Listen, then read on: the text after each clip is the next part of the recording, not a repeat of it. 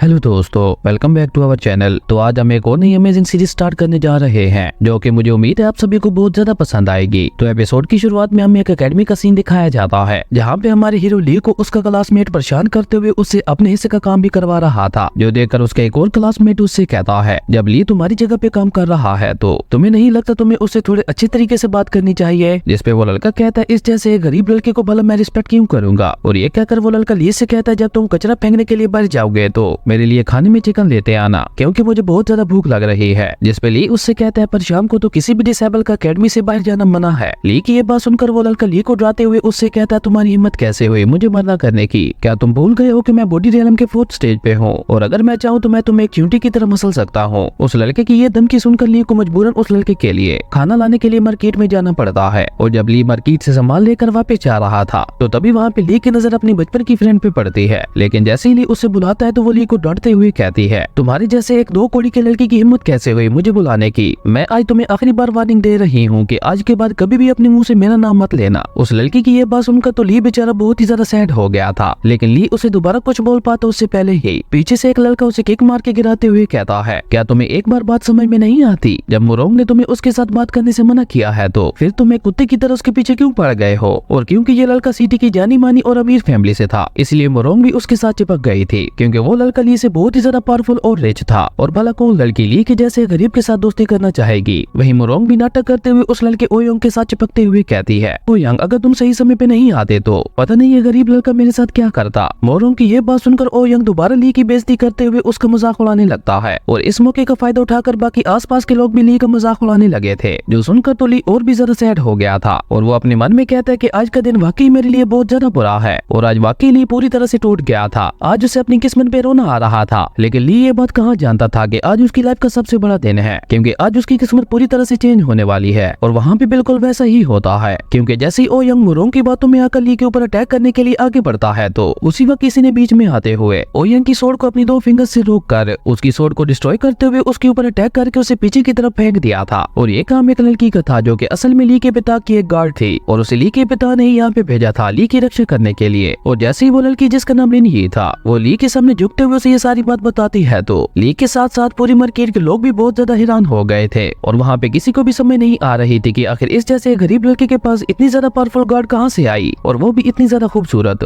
जिसके सामने हमारी सिटी की लड़कियां कुछ भी नहीं है। और लोगों की तो छोड़ो, खुद ली भी यही सोच रहा था कि आखिर अचानक से मेरी किस्मत को मुझ पे इतना ज्यादा रहम कैसे आ गया। और तभी वो लड़की ली को एक जेड टोकन देते हुए कहती है कि ये जेड टोकन आपके बायोलॉजिकल पिता ने आपके लिए भेजा है। लेकिन ली तो खुद को एक अनाथ समझता था, उसे ये बात नहीं पता थी कि उसका कोई पिता भी है। और जैसे ली उस जेड टोकन को अपने हाथ में लेता है तो वहाँ पे ली के पिता स्पिरिचुअल फॉर्म में आते हुए ली से कहते हैं, ली मेरे बेटे मुझे माफ कर देना, मैंने इतने सालों तक तुम्हें खुद से दूर रखा ताकि तुम मुझसे दूर रहकर पावरफुल बन सको, लेकिन तुम तो उल्टा और भी ज्यादा कमजोर हो गए हो। इसलिए मैं तुम्हारे लिए 10 मिलियन स्पिरिट स्टोन्स भेज रहा हूँ, जिसका यूज करके तुम्हें कम से कम समय में बहुत ज्यादा पावरफुल बनना होगा। और जब तुम स्ट्रॉन्ग बन जाओगे तब मैं तुम्हें अपने पास बुला लूंगा। वहीं ली तो 10 मिलियन पर इतना ज्यादा खुश हो गया था कि वो ये भी भूल गया था कि आज उसे उसके पिता भी वापस मिले हैं। वहीं ओयोंग जैसे ही दोबारा ली के ऊपर अटैक करने के लिए आगे बढ़ता है तो लिन जी ओयोंग को एक डेथ लुक देती है, जिसे देखकर तो ओयोंग की हवा ही टाइट हो गई थी, जो देखकर मोरोंग ली को बुरा भला कहने लगती है। लेकिन लिन जी ने अपनी पावर का यूज करते हुए मोरोंग को अपने पास बुलाकर उसका गला दबाते हुए उसे मारने ही वाली थी। लेकिन ली दिल पे पत्थर रखते हुए उसे ऐसा करने से मना कर देता है। वहीं लिन जी की पावर्स को देखकर वहाँ पे खड़े सभी लोग बहुत ही ज्यादा हैरान हो गए थे और वो सभी लोग आपस में बातें करते हुए कहते हैं, क्या ये एक मोटर कल्टीवेटर है, ये तो ऊपर हवा में भी उड़ सकती है, इवन ऐसा तो हमारी सिटी के मास्टर भी नहीं कर सकते। और अपने मास्टर यानी ली की बात सुनकर लिन ही ने भी मोरोंग को छोड़ दिया था, लेकिन वो ओयोंग को नहीं छोड़ती और उसने ओयोंग के ऊपर अटैक करते हुए उसकी कल्टीवेशन को पूरी तरह से डिस्ट्रॉय कर दिया था। और उसके बाद लिन ही मार्केट के लोगों की तरफ देखती है और ये देखते ही वो सभी लोग ली के सामने झुकते हुए उससे माफी की भीख मांगने लगे थे, जो देखकर ली ने भी बड़े दिल के साथ उन सभी को माफ कर दिया था। और इस तरह सिर्फ एक ही पल में ली की किस्मत पूरी तरह से चेंज हो गई थी। वो एक गरीब से अब इस सिटी का सबसे अमीर पर्सन बन गया था। अगले सीन में ली लिन ये से पूछता है कि अगर तुम बुरा ना मानो तो क्या तुम मुझे बता सकती हो कि तुम कितनी ज्यादा पावरफुल हो। जिस पे लिन ये उसे बताती है कि अगर इस सिटी के 3 सबसे पावरफुल लोग भी मिलकर मुझसे फाइट करें तो मैं उन तीनों को भी अपने सिर्फ एक ही अटैक में खत्म कर सकती हूँ। इसका मतलब है कि लिन ही जहाँ से आई है वहाँ का कल्टीवेशन लेवल बहुत ही ज्यादा हाई है। उसके बाद ली उससे अपनी फैमिली के बारे में पूछते हुए कहता है कि वो लोग कहाँ रहते हैं और क्या इतने सालों तक उन्हें मेरी याद नहीं आई। जिस पे लिन ही उससे कहती है कि मास्टर अभी आपका ये सब जानने का टाइम नहीं आया, और के साथ साथ आपको सब कुछ खुद ही पता चलता जाएगा। अभी आपको सबसे पहले बहुत ज्यादा स्ट्रॉन्ग बनना होगा, उसके बाद ही आप अपने बारे में कुछ जान पाएंगे। और ये कहकर लिन ही ली को एक आइस क्रिस्टल क्रिस्टल देते हुए कहती है कि जब भी आप किसी मुसीबत में पड़े तो इस आइस क्रिस्टल की मदद से आप मुझे अपनी मदद के लिए बुला सकते हैं। और ये कहकर ली वहाँ से चली गई थी। उसके बाद ली अपने टोकन में मौजूद मनी को चेक करने के लिए पवेलियन हाउस में जाता है, जहाँ की एक सर्वेंट ली की उंगलियों को देखकर उसका मजाक उड़ाने लगती है, जो देखकर ली को बहुत ही ज्यादा गुस्सा आता है। लेकिन उसने किसी तरह से अपने गुस्से को शांत कर लिया था। और तभी वहाँ पे पवेलियन हाउस की मैनेजर आते हुए उस सर्वेंट लड़की को डांटते हुए कहती है कि अपने कस्टमर से बात करने का ये कौन सा तरीका है। और ये कहकर वो खुद ली की टोकन को चेक करती है। और जैसे ही वो उस टोकन के अंदर मौजूद बैलेंस को देखती है तो खुद पवेलियन मैनेजर भी बहुत ज्यादा हैरान हो गई थी, क्योंकि उसने इतनी ज्यादा कीमत एक साथ आज से पहले कभी नहीं देखी थी। और अब तो पवेलियन हाउस की मैनेजर भी ली के सामने झुककर उससे बात करने लगी थी। देखा दोस्तों, ये है पैसे की पावर। खैर उसके बाद ली पवेलियन हाउस के मैनेजर से कहता है, क्या आप मुझे 100 बॉडी रिफाइनिंग की पिल्स दे सकती हैं? अगले सीन में हम ली को पवेलियन हाउस के एक रूम में देखते हैं, जो उन सभी पिल्स को रिफाइन करते हुए कल्टीवेट कर रहा था, जहाँ इतनी ज्यादा पिल्स को एक साथ खाने की वजह से ली को बहुत ज्यादा तकलीफ भी हो रही थी। लेकिन ली ने हार न मानते हुए एक ही रात में उन सभी पिल्स को पूरी तरह से रिफाइन कर लिया था। और अगले दिन ली पवेलियन हाउस से वापस जाते हुए वहाँ की मैनेजर से कहता है कि आप मेरी ट्रू आइडेंटिटी के बारे में किसी को भी ना बताइएगा। और ये कहकर ली वहाँ से चला गया था। लेकिन उस पवेलियन मैनेजर को ली बहुत ही ज्यादा मिस्टीरियस पर्सन लग रहा था, इसलिए वो अपने एक आदमी को ली की ट्रू आइडेंटिटी पता करने के लिए कहती है। उसके बाद ली जैसे ही अपनी एकेडमी में वापस जाता है तो वो लड़का जिसका नाम वी था, उसने बिना कुछ सोचे समझे ली के ऊपर अटैक कर दिया था। लेकिन ली तो अब बॉडी रिफाइनिंग रियलम के 7th लेवल पे पहुंच गया था,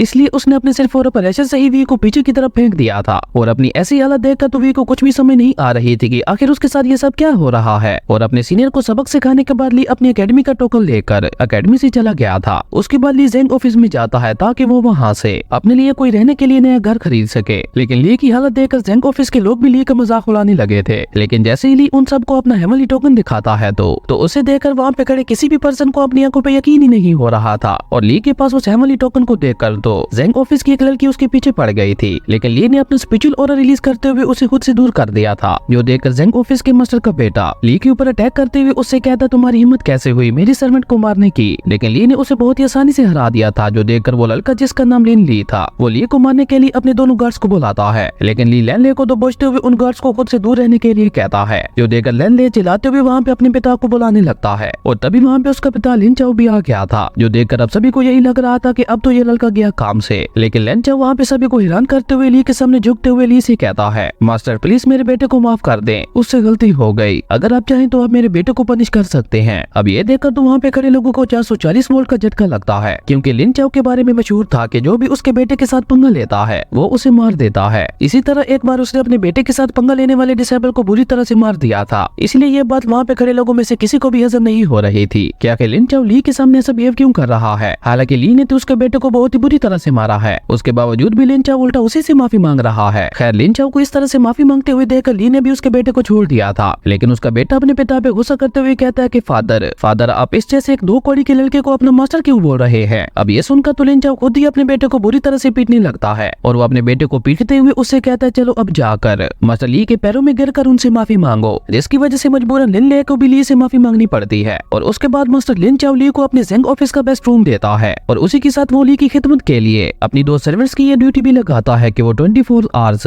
मास्टर ली की सेवा करेंगी। ये सुनकर ली खुशी खुशी वहाँ से अपने रूम की तरफ निकल गया था। वहीं दूसरी तरफ जैसे ही लिन चाओ अपने रूम की तरफ जाता है तो लिन ही वहाँ आते हुए उससे कहती है, अगर तुम पहले ही इस मैटर को संभाल लेते तो बात इतनी ज्यादा आगे नहीं बढ़ती। और लिन ही को वहाँ देखकर लिन चाओ डर के मारे वहाँ पे कांपने लगा था, और वो डरते हुए एक बार फिर से लिन ही से माफी मांगता है, जो सुनकर लिन ही भी चुपचाप उड़ते हुए वहाँ से चली गई थी, जो देखकर लिन चाओ भी चैन की सांस लेता है। और उसके बाद वो अपने बेटे से मिलने के लिए जैसे ही रूम के अंदर जाता है तो उसका बेटा लिन चाओ के ऊपर सवालों की बारिश कर देता है, जिसपे लिन चाओ उसे चुप कराते हुए उसे शांति से सारी बात बताता है कि उस लड़के ली के पीछे कोई बहुत ही पावरफुल पर्सन मौजूद है, और अगर आज मैं तुम्हें उसके सामने नहीं मारता तो तुम्हारे साथ साथ वो पर्सन मुझे और हमारे पूरे जेंग ऑफिस को ही खत्म कर देता। ये सुनकर तो लिन ले भी बहुत ज्यादा हैरान हो गया था, और उसका पिता उसे नसीहत देते हुए कहता है कि अगली बार जब भी तुम्हारा सामना ली के साथ हो तो तुम उससे दूर ही रहना, क्योंकि इसी में हम सबकी भलाई है। अगले सीन में ली अपनी एकेडमी की फीस देने के लिए मैनेजमेंट ऑफिस के अंदर जाता है, लेकिन वहाँ पे एक टकला सीधा आगे आते हुए ली की जगह पे खड़ा हो गया था, जिसकी वजह से ली को उस टकले के ऊपर बहुत ज्यादा गुस्सा आता है। लेकिन वो टकला बहुत ही ज्यादा हट्टा कट्टा था, वो ली को डराने की कोशिश करता है, लेकिन ली ने उसके ऊपर अटैक करते हुए उसे अपने सिर्फ एक ही अटैक में ढेर कर दिया था, जो देखकर वो टकला डर के मारे ली से माफी मांगने लगा था। और ये सब देखकर बाकी सभी डिसेबल्स भी ली से बहुत ज्यादा डर गए थे, जिसके बाद ली सीधा उस ऑफिस के अंदर घुस गया था। और ली को वहाँ देखकर मैनेजर जाओ बुरा सा मुंह बनाता है, क्योंकि ली यहाँ पे हर बार अपनी फीस माफ करवाने के लिए आता था, लेकिन इस बार ली मैनेजर जाओ से कहता है कि मैं अपनी एकेडमी की इस साल के साथ साथ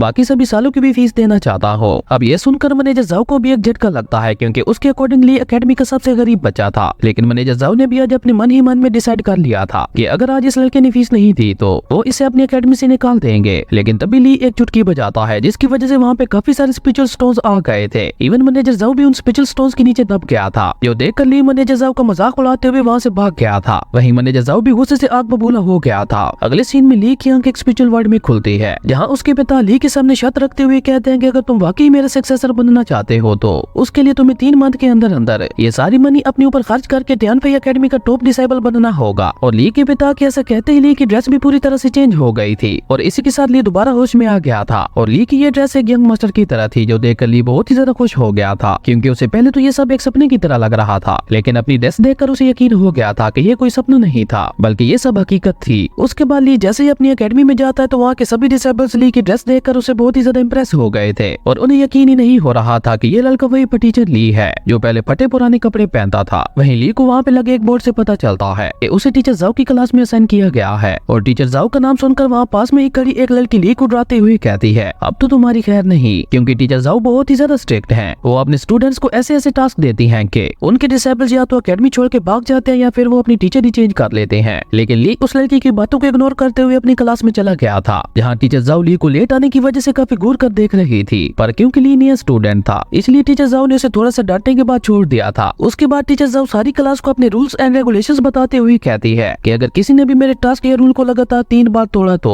मैं उसे दोबारा इंटरमीडिएट रिफाइनिंग क्लास में वापस भेज दूंगी। और टीचर जाओ की यह बात सुनकर सभी डिसेबल्स बहुत ही ज्यादा डर गए थे क्योंकि वो सभी बहुत ही मुश्किल से यहाँ तक पहुँचे थे। और उसके बाद टीचर जाओ अपनी क्लास की मॉनिटर और वाइस मॉनिटर के लिए 2 पर्चियां सिलेक्ट करती है, जिसमें पहली पर्ची में एक लड़की का नाम था और वो लड़की जिसका नाम रीना था उसे टीचर जाओ वाइस मॉनिटर बना देती है। और दूसरी पर्ची में ली का नाम निकलता है जिसे टीचर जाओ ने मॉनिटर बना दिया था। उसके बाद टीचर जाओ अपने सभी डिसेबल्स को पहला टास्क देती है जिसमें उन सभी को एक बीस्ट को हंट करना था। और ये कहकर टीचर जाओ उस बीस्ट की ड्राइंग को बोर्ड के ऊपर बनाती है। और जैसे ही उन सभी डिसेबल्स की नजर बोर्ड पे पड़ती है तो वो सभी डिसेबल्स बहुत ही ज्यादा डर गए थे क्योंकि उस बीस्ट को तो फाउंडेशन बिल्डिंग रियलम के कल्टीवेटर्स भी नहीं हरा पाते थे और ये डिसेबल्स तो अभी जस्ट बॉडी रिफाइनिंग रियलम में थे, तो इनके लिए तो ये टास्क पूरा कर पाना लगभग इम्पॉसिबल था। इसलिए वो सभी डिसेबल्स अपनी पहली क्लास में ही एकेडमी छोड़ने की बात करने लगे थे। वहीं अपना हीरो उस बीस्ट की ड्राइंग को देखते हुए कहता है इस बीस्ट को हंट करने में तो वाकई बहुत ज्यादा मजा आएगा। और इसी के साथ हमारी अमेजिंग एपिसोड यहीं पे खत्म हो गया था। दोस्तों आप लोगों को ये सीरीज कैसी लगी और क्या मैं इस सीरीज को कंटिन्यू करूं या नहीं, कमेंट करके जरूर बताना। अगर आपको ये वीडियो अच्छी लगी तो लाइक कर दें और अगर चैनल पे नए आए हो तो सब्सक्राइब करते जाना। तो मिलते हैं एक न्यू वीडियो में, तब तक के लिए बाय। हेलो दोस्तों, welcome back to our channel. तो जैसा कि हमने पिछले एपिसोड में देखा था, टीचर जाओ नए आए हुए सभी डिसेबल्स को एक टास्क देती है जिसमें उन सभी को एक मोस्टर को हंट करना था। और यहीं से नेक्स्ट एपिसोड की शुरुआत होती है जहां हम ली को मार्केट में घूमते हुए देखते हैं। और ली मार्केट में घूमते हुए अभी भी टीचर जाओ की कही हुई बातों को याद कर रहा था, जहाँ टीचर जाओ ने उन्हें बताया था कि टियानफेंग एकेडमी के पीछे वाले माउंटेन्स में मौजूद उस खतरनाक मोस्टर को उन्हें किसी भी हालत में खत्म करना था। और ये सारी बातें याद करते हुए ली खुद से ही कहता है मुझे लगता है गॉड मेरे ऊपर कुछ ज्यादा ही मेहरबान हो गया है। अभी जस्ट कुछ दिन पहले ही अचानक ही मैं एक अमीर पर्सन बन गया और अब मुझे उस मोस्टर को हंट करने का मौका मिला है। मुझे लगता है गॉड भी यही चाहते हैं कि मैं 3 मंथ के अंदर अंदर टियानफेंग एकेडमी का नंबर 1 जीनियस बन जाऊं। पर अब मुझे खुद से और ज्यादा हार्ड प्रैक्टिस करनी होगी क्योंकि मैं और ज्यादा इन एनर्जीज के ऊपर रिलाई नहीं कर सकता। अगर मैं लगातार इन एनर्जीज को कंज्यूम करता रहा तो ये मेरी बॉडी की इनर पावर को ही डैमेज करना शुरू कर देंगे। और ली अभी ये सब सोचते हुए मार्केट में आगे बढ़ ही रहा था कि तभी वहाँ पे वी हाउ पीछे से ली को आवाज देता है और वी हाउ ली से अपना बदला लेने के लिए बॉडी रिफाइनिंग के 7th लेवल के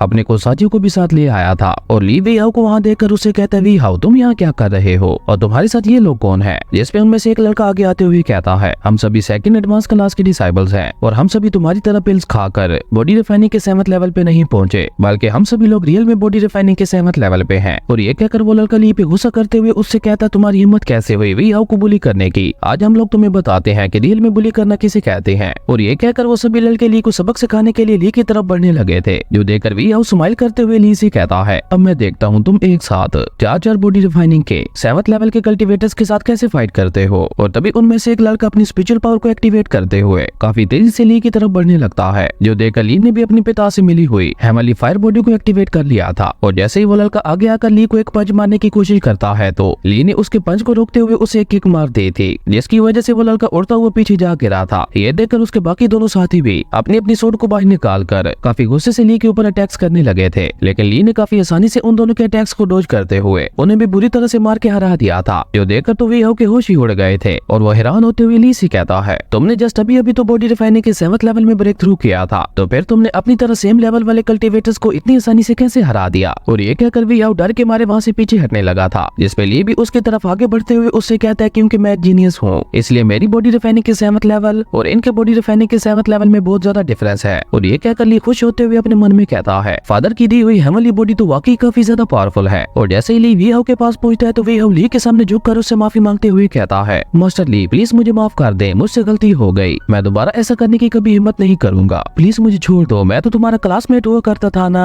बस एक बार और मेरी जान बख्श दो, उसके बाद मैं दोबारा तुम्हारे रास्ते में कभी नहीं आऊंगा। जिसपे ली उससे कहता है, मेरी एक बात याद रखना, तुम्हारे सामने खड़ा अब ये जीनियस पर्सन वो पहले वाला कमजोर पर्सन नहीं रहा जिसे तुम हमेशा तंग किया करते थे, और अब आखिरी बार मैं तुम्हें छोड़ रहा हूँ, नेक्स्ट टाइम शायद मैं ऐसा ना कर पाऊँ। ली की ये बात सुनकर वी हाउ अपने साथियों के साथ वहाँ से एक ही झटके में भाग गया था और उनको इस तरह से भागते हुए देखकर ली खुद से ही कहता है, मुझे नहीं लगता कि अब ये लोग दोबारा कभी मुझसे पंगा लेने के बारे में सोचेंगे भी, लेकिन मुझे फ्यूचर में आने वाली मुसीबतों के लिए पहले से ही खुद को रेडी करना होगा, तो इसलिए अब मुझे अपनी प्रैक्टिस की स्पीड को और ज्यादा बढ़ाना होगा, क्योंकि अब मेरी लाइफ पहले जैसी नॉर्मल नहीं रही, अब मेरी जिंदगी की कुछ गोल्स हैं जिन्हें मुझे हर हाल में पूरा करना ही होगा, उसके बाद ही मैं अपनी ये अमेजिंग जर्नी कंटिन्यू कर पाऊंगा। और ये कहते हुए ली पवेलियन हाउस की तरफ निकल गया था ताकि वो वहाँ से उस मोस्टर को हंट करने के लिए कुछ टायर्स खरीद सके। उसके बाद हमें पवेलियन हाउस का सीन दिखाया जाता है जहाँ पे मैनेजर रोंग अपने एक सर्वेंट को कुछ इंस्ट्रक्शंस दे रही थी और तभी वहाँ पे ली के आने की अनाउंसमेंट की जाती है। और ली को वहाँ देखकर मैनेजर रोंग इतना ज्यादा एक्साइटेड हो गई थी कि वो बिल्कुल एक बच्चे की तरह बिहेव करने लगी थी, जो देखकर ली भी थोड़ा शौक होते हुए कहता है, मैनेजर रोंग क्या हुआ आपको, आप ठीक तो है ना। जिसपे मैनेजर रोंग ली के साथ चिपकते हुए उससे कहती है, हाँ मैं बिल्कुल ठीक हूँ, मैं तो बस यहाँ पे दोबारा आपके आने का वेट कर रही थी। ये देखकर ली मैनेजर रोंग का हाथ अपने कंधे से हटाते हुए उससे कहता है, अपनी ये हरकतें बंद करो, आज मैं यहाँ पे 2 चीजें खरीदने के लिए आया हूँ, फर्स्ट ज्ञान कुन बैग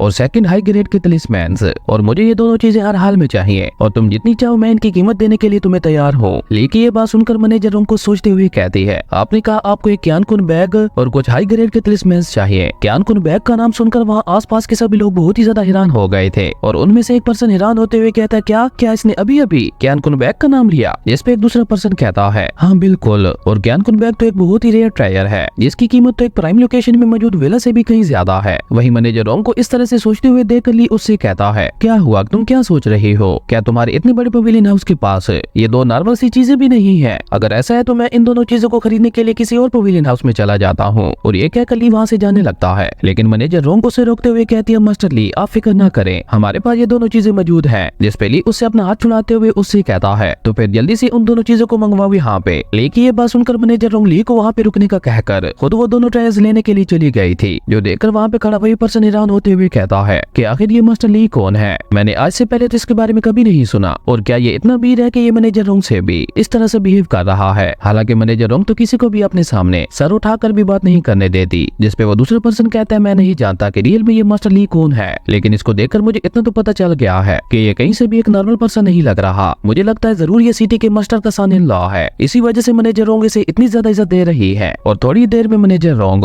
ली के बताए हुए दोनों ट्रायल्स को लेकर वहाँ आ गई थी और वो वहाँ आते हुए ली से कहती है, मास्टर ली हमारा पवेलियन हाउस टियानफेंग सिटी का सबसे बड़ा पवेलियन हाउस है और यहाँ पे आपको हर चीज मिल जाएगी। और ये कहकर वो 2 ज्ञान कुन बैग्स को आगे करते हुए कहती है कि हमारी इन्वेंट्री में सिर्फ यही दोनों ज्ञान कुन बैग्स मौजूद थे। और ये कहकर मैनेजर रोंग एक रेड वाले बैग को आगे करते हुए ली को बताती है कि ये एडवांस ज्ञान कुन बैग है जिसकी स्पेस 3 क्यूबिक मीटर्स है और इसकी प्राइस 1 लाख स्पिरिट स्टोन्स है। और ये कहकर मैनेजर रोंग ली को दूसरे स्पेस बैग के बारे में बताती उससे पहले ही ली उससे कहता नहीं मुझे ये पहले वाला ही चाहिए। ये देखकर तो वहाँ पे खड़े लोगों को एक बार फिर से झटका लगता है और वो आपस में बातें करते हुए कहते हैं कि क्या सभी रिच पर्सन ऐसे ही होते हैं कि वो किसी भी ट्रायर को बिना कुछ सोचे समझे खरीद लेते हैं। जिसपे वो दूसरा पर्सन कहता है, तुमने बिल्कुल ठीक कहा, इसने 1 लाख स्पिरिट स्टोन्स तो वैसे खर्च कर दिए जैसे ये इसके लिए बस आंख छपकने के बराबर हो। और तभी मैनेजर रोंग अपनी एक सर्वेंट को इशारा करती है जो हाई ग्रेड के मैजिकल तलिस्मैन्स को लेकर आगे आती है और मैनेजर रोंग सबसे पहले उनमें से ब्लू तलिस्मैन को बाहर निकालते हुए ली को बताती है कि ये डिफेंसिव तलिस्मैन है जिसकी मदद से आप पावर से पावरफुल अटैक को भी आसानी से रोक सकते हैं, लेकिन ये सिर्फ बॉडी रिफाइनिंग के 9th लेवल तक के अटैक्स को ही रोक सकता है, क्योंकि अगर किसी अटैक की पावर बॉडी रिफाइनिंग के 9th लेवल से ज्यादा हुई तो ये तलिस्मैन ज्यादा देर नहीं टिक पाएगा। और मैनेजर रोंग ग्रीन तलिस्मैन ली को दिखाते हुए कहती है कि ये हीलिंग तलिस्मैन है जिसकी मदद से आप अपनी बड़ी से बड़ी इंजरी को भी आसानी से हील कर सकते हैं। और लास्ट में वो रेड तलिस्मैन दिखाते हुए कहती है कि ये अटैकिंग तलिस्मैन है। उन सभी तलिस्मैन्स को देखकर ली बहुत ही ज्यादा खुश हो गया था। तभी मैनेजर रोंग उससे पूछती है कि मास्टर ली आप इनमें से कौन से तलिस्मैन को बाय करना चाहते हैं, जिस पे ली मैनेजर रोंग को अपना हेवनली कार्ड दिखाते हुए उससे कहता है कि मैं ये सभी तलिस्मैन बाय करना चाहता हूँ। अब ली की ये बात सुनकर तो वहाँ पे खड़े लोगों के साथ साथ मैनेजर रोंग खुद भी बहुत ज्यादा हैरान हो गई थी और उसी के साथ वो ली के हेवनली कार्ड को देखकर बहुत ज्यादा खुश भी हो गई थी। जिसके बाद ली ने उन सभी तलिस्मैन को उठाते हुए अपना हेवनली कार्ड उस सर्वर की ट्रे में रख दिया था और सब कुछ खरीदने के बाद ली मैनेजर रोंग से कहता है, मैं तुम्हें एक बात तो बतानी भूल ही गया, तुम इससे अपने लिए 5000 स्पिरिट स्टोन्स की टिप भी रख सकती हो। अब टिप का नाम सुनकर तो मैनेजर रोंग और भी ज्यादा खुश हो गई थी और वो ली का शुक्रिया अदा करके वहाँ ली के कार्ड से पेमेंट लेने के लिए चली गई थी। वही ली उन तलिस्मैन को देखते हुए कहता है कि आखिर इन्हें यूज कैसे करते हैं, क्या इनके अंदर अपनी स्पिरिचुअल पावर को इंजेक्ट करना पड़ता है। और ये कहकर ली एक ग्रीन तलिस्मैन को बाहर निकाल कर उसमें अपनी स्पिरिचुअल पावर को ट्रांसफर करता है और ऐसा होते ही उस ग्रीन तलिस्मैन की हीलिंग पावर ली की बॉडी के अंदर जाने लगी थी। और ली को इस तरह से तलिस्मैन का यूज करते हुए देखकर मैनेजर रोंग के तो होश ही उड़ गए थे। वहीं ग्रीन तलिस्मैन यूज करने की वजह से अब ली को बहुत ही ज्यादा अच्छा लग रहा था, जो देखकर वहाँ पे खड़ा एक पर्सन हैरान होते हुए कहता है कि इस एक स्पिरिचुअल तलिस्मैन की कीमत 4000 स्पिरिट कॉइन्स है, जो कि एक एकेडमी के बच्चे की 2 सालों की फीस के बराबर है। लेकिन इस पर्सन ने बस इसको चेक करने के लिए ऐसे ही यूज कर लिया। मुझे तो ये समझ नहीं आ रही कि आखिर ये पर्सन कितना अमीर है। वही ली उस तलिस्मैन के इफेक्ट की वजह से बहुत ही ज्यादा खुश हो गया था और वो खुश होते हुए कहता है, इस तलिस्मैन का इफेक्ट तो वाकई बहुत ज्यादा अच्छा है। उसके बाद ली रेड तलिस्मैन को बाहर निकाल कर मैनेजर रोंग से कहता है, तुम इस तलिस्मैन की पावर को एक्टिवेट करके मुझ पे अटैक करो, क्योंकि मैं डिफेंसिव तलिस्मैन को ट्राई करना चाहता हूँ। ली की ये बात सुनकर उन सभी को एक बार फिर से झटका लगता है। आज ली तो उन सभी को एक के बाद एक झटके दिए जा रहा था, लेकिन ली की ये बात सुनकर मैनेजर रोंग उसे मना करते हुए कहती है, मास्टर ली ये तलिस्मैन बहुत ही ज्यादा कीमती है, इसलिए आप इस बारे में दोबारा सोच लें कि क्या वाकई आप ऐसा करना चाहते हैं। जिस पे ली गुस्से से उसे कहता है, मैंने तुमसे जो कहा है बस चुपचाप वही करो। और ये कहकर ली ने वो रेड तलिस्मैन मैनेजर रोंग की तरफ बढ़ा दिया था, लेकिन मैनेजर रोंग तो अभी भी बहुत ज्यादा डरी हुई लग रही थी। लेकिन ली के मजबूर करने के बाद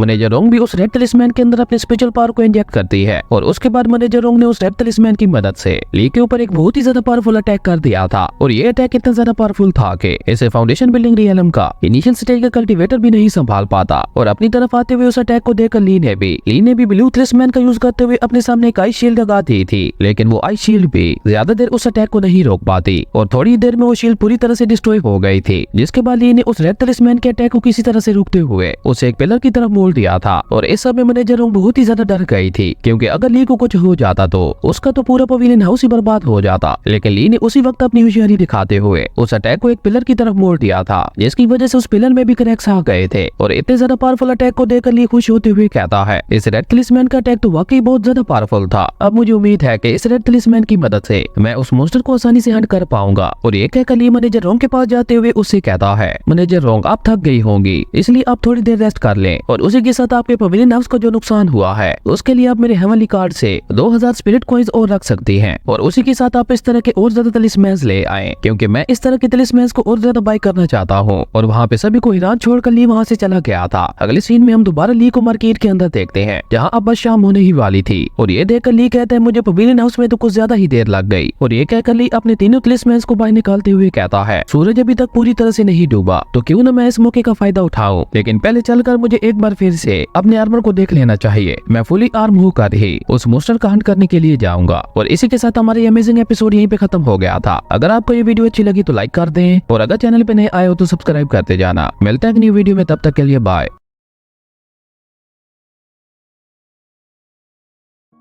हेलो दोस्तों, welcome back to our channel. तो जैसा कि हमने पिछले एपिसोड में देखा था, ली ने कल के इंट्रेंस एग्जाम के लिए ऑलमोस्ट अपनी सारी तैयारी कर ली थी। अब बस उसका एक आर्मर ही रह गया था और उसके लिए वो एक ब्लैक स्मिथ शॉप की तरफ निकल गया था। और यहीं से नेक्स्ट एपिसोड की शुरुआत होती है, जहाँ जैसे ली ब्लैक स्मिथ शॉप के अंदर जाता है तो उसे वहाँ पे बहुत ही ज्यादा गर्मी महसूस होती है। और उस गर्मी को महसूस करके ली खुद से ही कहता है, क्या मुझे पता चला कि ब्लैक स्मिथ की इस शॉप को टियानफेंग सिटी की नंबर 1 ब्लैक स्मिथ शॉप क्यों कहा जाता है? क्योंकि यहाँ पे इस शॉप के अंदर वेपन रिफाइनिंग का काम जोरों शोर से चलता रहता है। और ये कहकर ली वहाँ पे आवाज देते हुए शॉपकीपर को बुलाने लगता है, लेकिन वहाँ पे कोई भी ली की बात पे ज्यादा ध्यान नहीं दे रहा था। और तभी पीछे से आ रहा एक शॉपकीपर ली को साइड पे धक्का देते हुए उससे कहता है, लड़के जाके अपना काम करो, यहाँ पे हमारा टाइम खराब मत करो। और अगर फिर भी तुम यहाँ से कुछ बाय करना चाहते हो तो खुद ही जाकर अपने लिए कोई वेपन सिलेक्ट कर लो और उसके बाद मेरे पास आकर मुझे उसकी पेमेंट दे देना। उस शॉपकीपर की ये बात सुनकर ली उससे कहता है, क्या तुम अपने सभी कस्टमर से इस तरह से बात करते हो? मैं यहाँ पे कुछ खास बाय करने के लिए आया हूँ, तो इसलिए तुम्हें यहाँ पे मेरी हेल्प करनी चाहिए। जिसपे वो शॉपकीपर ली से कहता कहता है मैंने तुम्हारी हुलिया से तुम्हें पहले ही पहचान लिया था, तुम टियानफेंग एकेडमी के डिसाइबल हो और यहाँ पे रोजाना तुम्हारी तरह न जाने कितने ही डिसाइबल्स आते हैं जो यहाँ आकर कुछ बाय तो करते नहीं है, बस हमारा दिमाग ही खाते रहते हैं। और अगर कोई डिसेबल गलती से कुछ बाय कर भी ले तो वो भी मुश्किल से सिर्फ 100 स्पिरिट कॉइंस तक की ही शॉपिंग करता है। और इसी वजह से अब मैं तुम्हारे जैसे गरीब बच्चों से बहुत ज्यादा परेशान हो गया हूँ, क्योंकि अब तो तुम लोगों का ये डेली का काम हो गया है। उस टकले शॉपकीपर की ये बातें सुनकर ली अपने मन में कहता है कि कल एंट्रेंस एग्जाम स्टार्ट हो जाएगा, इसलिए मुझे किसी भी हालत में आज अपनी सारी तैयारियां पूरी करनी ही होंगी। और ये सोचकर ली वहाँ पे 3 पेजेस को बाहर निकालता है और उनमें से हर एक पेज 100 स्पिरिट कॉइंस के बराबर था। और ली 300 स्पिरिट कॉइंस उस टकले को दिखाते हुए कहता है, ओहो प्लीज मेरे जैसे गरीब बच्चों को माफ कर दो, लेकिन मैं यहाँ पे आज कुछ बहुत ही जरूरी चीज बाय करने के लिए आया हूँ और मेरे पास इतना ज्यादा टाइम भी नहीं है, इसलिए जल्दी से इन सभी स्पिरिट कॉइंस को काउंट कर लो ताकि बाद में तुम्हें गिनने में परेशानी ना हो। और ली के हाथ में 300 स्पिरिट कॉइंस को देखकर तो उस टकले की आंखें ही चमक गई थी और अब वो बहुत ही सॉफ्ट लहजे में ली से बात करने लगा था, जो देखकर ली वो 300 स्पिरिट कॉइंस उस टकले को देते हुए कहता है, तुम अभी तक भी यहीं पे क्यों खड़े हो, जल्दी से चलकर मुझे अपनी शॉप के बेस्ट ट्रायर्स दिखाओ। जिस पे वो टकला ली से कहता है, सॉरी मास्टर प्लीज आप मेरे पीछे आइए। और ये कहकर वो टकला ली को ट्रायर हाल में ले आता है जहाँ पे अलग अलग टाइप के बहुत सारे टायर्स पड़े हुए थे, जो देखकर ली खुश होते हुए कहता है, ये सभी वेपन्स तो बहुत ही ज्यादा औसम है। और ये कहकर ली वहाँ पे रखी हुई एक रेड सोर्ड को देखते हुए कहता है, इन वेपन्स में और नॉर्मल वेपन्स में बहुत ही ज्यादा डिफरेंस है, ये एक लो ग्रेड वेपन होने के बावजूद भी आउटसाइड वाले वेपन से बहुत ज्यादा अच्छा है। और ये कहकर ली उन वेपन्स को लेकर कुछ सोचने लगा था और तभी वहाँ पे उस ब्लैक स्मिथ शॉप का बॉस आते हुए गुस्से से अपने शॉपकीपर से कहता है, मैंने तुम्हें कितनी बार मना किया है कि इन डिसेबल्स को ट्रायल रूम में ना लाया करो, तो आई फिर तुम एक डिसेबल को लेकर यहाँ क्यों आ गए। अपने बॉस की ये बात सुनकर उस टकले की हवा ही टाइट हो गई थी, लेकिन वो अपने बॉस को 300 स्पिरिट कॉइंस की तरफ इशारा करते हुए इशारे से ही बताता है कि ये 300 स्पिरिट कॉइंस इसी डिसेबल ने ही दिए हैं और सिर्फ इसी वजह से मजबूरन मुझे इस डिसेबल को ट्रायल रूम में लाना पड़ा। अपने शॉपकीपर के इन इशारों को देखकर वो बॉस भी एक पल के लिए हैरान हो गया था, क्योंकि आज तक किसी भी डिसेबल ने एक साथ यहाँ पे 300 स्पिरिट कॉइंस की शॉपिंग नहीं की थी। और तभी वो बॉस ली के पास जाकर उससे कहता है, अब जब तुम हमारे ट्रायल रूम में आ ही गए हो तो अब तुम हमारे गेस्ट की तरह हो, तो अब तुम मुझे बताओ कि तुम्हें क्या चाहिए। जिस पे ली कहता है, मैं 2 हाई ग्रेड के वेपन्स को बाय करना चाहता हूँ, जिनमें से एक हाई ग्रेड का स्पीयर हो और दूसरा एक हाई ग्रेड का आर्मर। ली की ये बात सुनकर वो बॉस दोबारा बहुत ज्यादा गुस्सा हो गया था और वो गुस्से से अपने शॉपकीपर से कहता है, ये लड़का जिन वेपन्स की बात कर रहा है वो वेपन्स इतने कम पैसों में नहीं आएंगे, इसलिए ये भी स्टिल हमारे यहाँ पे टाइम ही खराब कर रहा है। जिस पे ली उससे कहता है, तुम अपने शॉपकीपर पे गुस्सा क्यों कर रहे हो,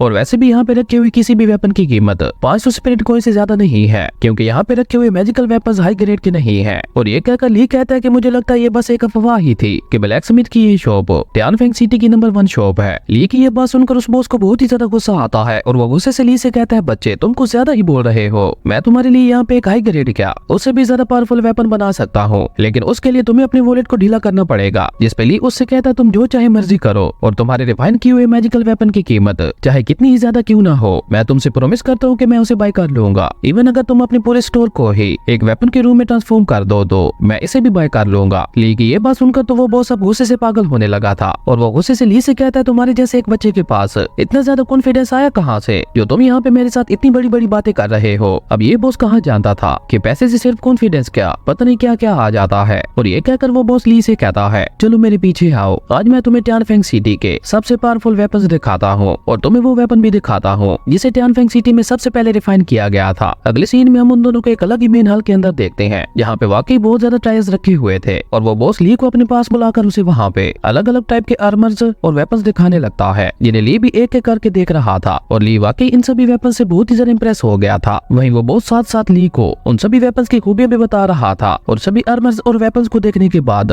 वो बॉस ली से पूछता है, अब बताओ तुम्हें इनमें से कौन सा आर्मर चाहिए। जिस पे ली उससे कहते हैं, अभी अभी तुमने मुझे जो इन आर्मर्स की खूबियां बताई हैं वो सभी मेरे सर के ऊपर से गई हैं, तो क्या तुम मुझे बता सकते हो कि इनमें से सबसे ज्यादा एक्सपेंसिव आर्मर कौन सा है। जिस पे वो बॉस ली को बताता है कि सबसे एक्सपेंसिव आर्मर का सेट लेदर आर्मर है, हम उसे सॉफ्ट आर्मर बुलाते हैं और सॉफ्ट आर्मर की स्टार्टिंग प्राइस 50,000 स्पिरिट कॉइंस है और इस सॉफ्ट आर्मर को अपनी मर्जी से मॉडिफाइड भी किया जा सकता है, जिसके बाद उसकी प्राइस और भी ज्यादा बढ़ जाएगी। इसलिए मैं तुम्हें सजेस्ट करता हूँ कि तुम यहाँ पे रखे हुए इन एनिमल स्किन्स आर्मर में से कोई सस्ता सा आर्मर चुन लो, वही तुम्हारे लिए बेहतर रहेगा। जिस पे ली उससे कहता है, अपनी बकवास बंद करो और मुझे वही सॉफ्ट आर्मर दिखाओ जिसको तुमने छुपा के रखा हुआ है। जिस पे वो बहुत थोड़ा हैरान होते हुए ली से पूछता है कि बच्चे क्या तुम वाकई श्योर हो कि तुम उस सॉफ्ट आर्मर की कीमत पे कर पाओगे, कहीं तुम ये सब मेरे साथ मजाक तो नहीं कर रहे। तुम जानते हो ना सबसे चीप वाले सॉफ्ट आर्मर की कीमत भी तुम्हारे कई सालों की एकेडमी फीस से भी बहुत ज्यादा है। वो बॉस अब ये सब कह ही रहा था कि तभी ली अपने हेवनली कार्ड को बाहर निकालते हुए उस बॉस को दिखाता है, जिसे देखकर उस बॉस की बोलते ही बंद हो गई थी। और जब वो बॉस अपनी स्पिरिचुअल पावर का यूज करके उस हेवनली कार्ड को डिटेक्ट करने की कोशिश कोशिश करता है तो उसे उस हेवनली कार्ड के अंदर जी बाबोविली नाम का ऑरा महसूस होता है, जिसका मतलब था कि ली ने पहले वहाँ पे भी शॉपिंग की थी। और ये सब देखकर वो बॉस अपने मन में कहता है कि आखिर ये किस तरह का कार्ड है, ऐसा कोई कार्ड मैंने अपनी लाइफ में आज तक कभी नहीं देखा। और ये लड़का कौन है, मुझे कहीं से भी इस लड़के का बैकग्राउंड सिंपल नहीं लग रहा। मुझे लगता है अब मुझे इस लड़के से और भी ज्यादा अच्छे से बात करनी चाहिए। और तभी ली उस बॉस से कहता है कि अब तुम्हारी बोलती क्यों बंद हो गई, बोलो भी कुछ। जिसपे वो बॉस कहता है ओके, अगर ऐसी बात है तो मैं अब उस सॉफ्ट आर्मर को और ज्यादा छुपा के नहीं रखूंगा। मैंने उस सॉफ्ट आर्मर को एक सेकंड हाई ग्रेड की बीस्ट की स्किन से बनाया था, जिसे बहुत ही ज्यादा रेयर माना जाता है, और सिर्फ इसीलिए मैंने उसे छुपा के रखा हुआ है क्योंकि वो बहुत ही ज्यादा कीमती है। उस सेकंड हाई ग्रेड बीस्ट की एनिमल स्किन किसी भी कल्टीवेटर की बॉडी के अंदर डिफेंसिव की कैपेबिलिटीज भी बढ़ा देती है। और क्योंकि तुम एक फिजिकल ट्रेनिंग के मार्शल कल्टीवेटर हो तो तुम्हारे लिए उस सॉफ्ट आर्मर का एडवांस वर्जन बहुत ज्यादा फायदेमंद होगा, क्योंकि आगे चलकर वो तुम्हारी कल्टीवेशन में भी बहुत ज्यादा मदद करेगा। जिसपे ली को सोचते हुए उससे कहता है कि बॉडी रिफाइनिंग तक के अटैक्स को मैं खुद ही संभाल लूंगा, लेकिन मैं चाहता हूँ कि मेरे पास एक ऐसा आर्मर हो जो फाउंडेशन बिल्डिंग रियलम तक के अटैक्स को भी आसानी से रोक ले, क्योंकि अभी मैं बॉडी रिफाइनिंग के रियलम में हूँ। तो अगर मेरा कभी किसी फाउंडेशन बिल्डिंग रियलम के पर्सन या बीस्ट के साथ सामना हो गया तो तब मेरे पास इस आर्मर को यूज करने का एक एडवांटेज होगा कि मैं फाउंडेशन बिल्डिंग रियलम के कल्टीवेटर्स के साथ भी आसानी से फाइट कर पाऊंगा। जिसपे वो बॉस ली से कहता है रुको रुको, अभी तक मैंने तुम्हें इस आर्मर की सारी खूबियां नहीं बताई। इस आर्मर की एक खूबी ये भी है कि इसके साथ किसी भी बीस्ट की डीमन कोर को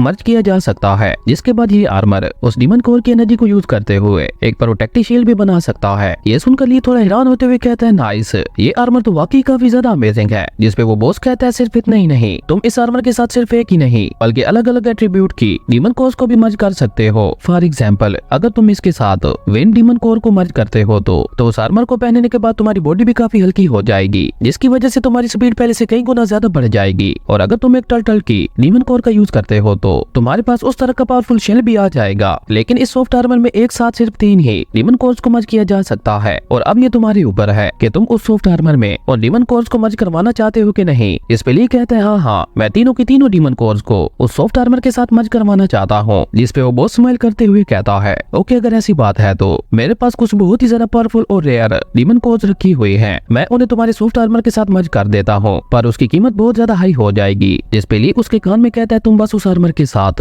उन डीमन कोर्स को मर्ज करो, उसके बाद मैं तुम्हें उस आर्मर की एक ऐसी कीमत दूंगा जिसे पाकर तुम बहुत ही ज्यादा खुश हो जाओगे। और ये कहकर ली उसे अपना हेवनली कार्ड देते हुए कहता है कि तुम्हारा जितना दिल चाहे इस कार्ड से पेमेंट ले सकते हो। ली की ये बात सुनकर वो बॉस वाकई बहुत ज्यादा खुश हो गया था। उसके बाद वो बॉस अपने काम में लग गया था और उस सॉफ्ट आर्मर के साथ उन डीमन कोर्स को मर्ज करते करते वहाँ पे रात हो गई थी। और ली अभी भी वहीं पे उस सॉफ्ट आर्मर के बनने का वेट कर रहा था। और तभी वो बॉस वहाँ आकर ली को उसका आर्मर सेट देते हुए कहता है बच्चे, ये आर्मर सेट तियानफेंग सिटी का अब तक का बेस्ट आर्मर सेट है। वही ली भी उस आर्मर सेट को देखकर बहुत ज्यादा इंप्रेस हो गया था। उस आर्मर सेट में एक स्पीयर भी था जिसको दोनों तरफ से यूज किया जा सकता था, और उस आर्मर के ऊपर तो 3 अलग अलग टाइप की डीमन कोर्स भी लगी हुई थी। और तभी वो बॉस ली से कहता है बच्चे, अब तुम्हें इन दोनों चीजों को इनका नाम देना होगा। जिस पे ली कहते हैं मैंने पहले से इनके नाम सोच रखे हैं, मैं इस सॉफ्ट आर्मर को फोर्स्ड मोरून बुलाऊंगा और इस स्पीयर को जोए ऑफ फायर का नाम दूंगा। जिस पे वो बॉस भी हाँ में अपना सर हिलाता है। उसके बाद ली उस ब्लैक समिट शॉप से निकलकर वापस अपने घर की तरफ जाने लगता है। और आज ली पहली बार अपने नए घर में जा रहा था। और जैसे ली अपने घर में पहुंचता है तो ली अपने घर को देखकर बहुत ही ज्यादा हैरान हो गया था, क्योंकि वो बस सिर्फ एक घर नहीं बल्कि पूरा एक विला था। और जैसे ही ली अपने टोकन का यूज करके उस विला के अंदर एंटर करता है तो कि तभी वहाँ पे कुछ डार्क फोर्स के ली के ऊपर अटैक कर दिया था, जो देखकर ली खुद भी बहुत ज्यादा हैरान हो गया था। और इसी के साथ हमारा ये अमेजिंग एपिसोड यहीं पे खत्म हो गया था। दोस्तों, अगर आपको ये वीडियो अच्छी लगी तो लाइक कर दे, और अगर चैनल पे नए आए हो तो सब्सक्राइब करते जाना। तो मिलते हैं एक न्यू वीडियो में, तब तक के लिए बाय।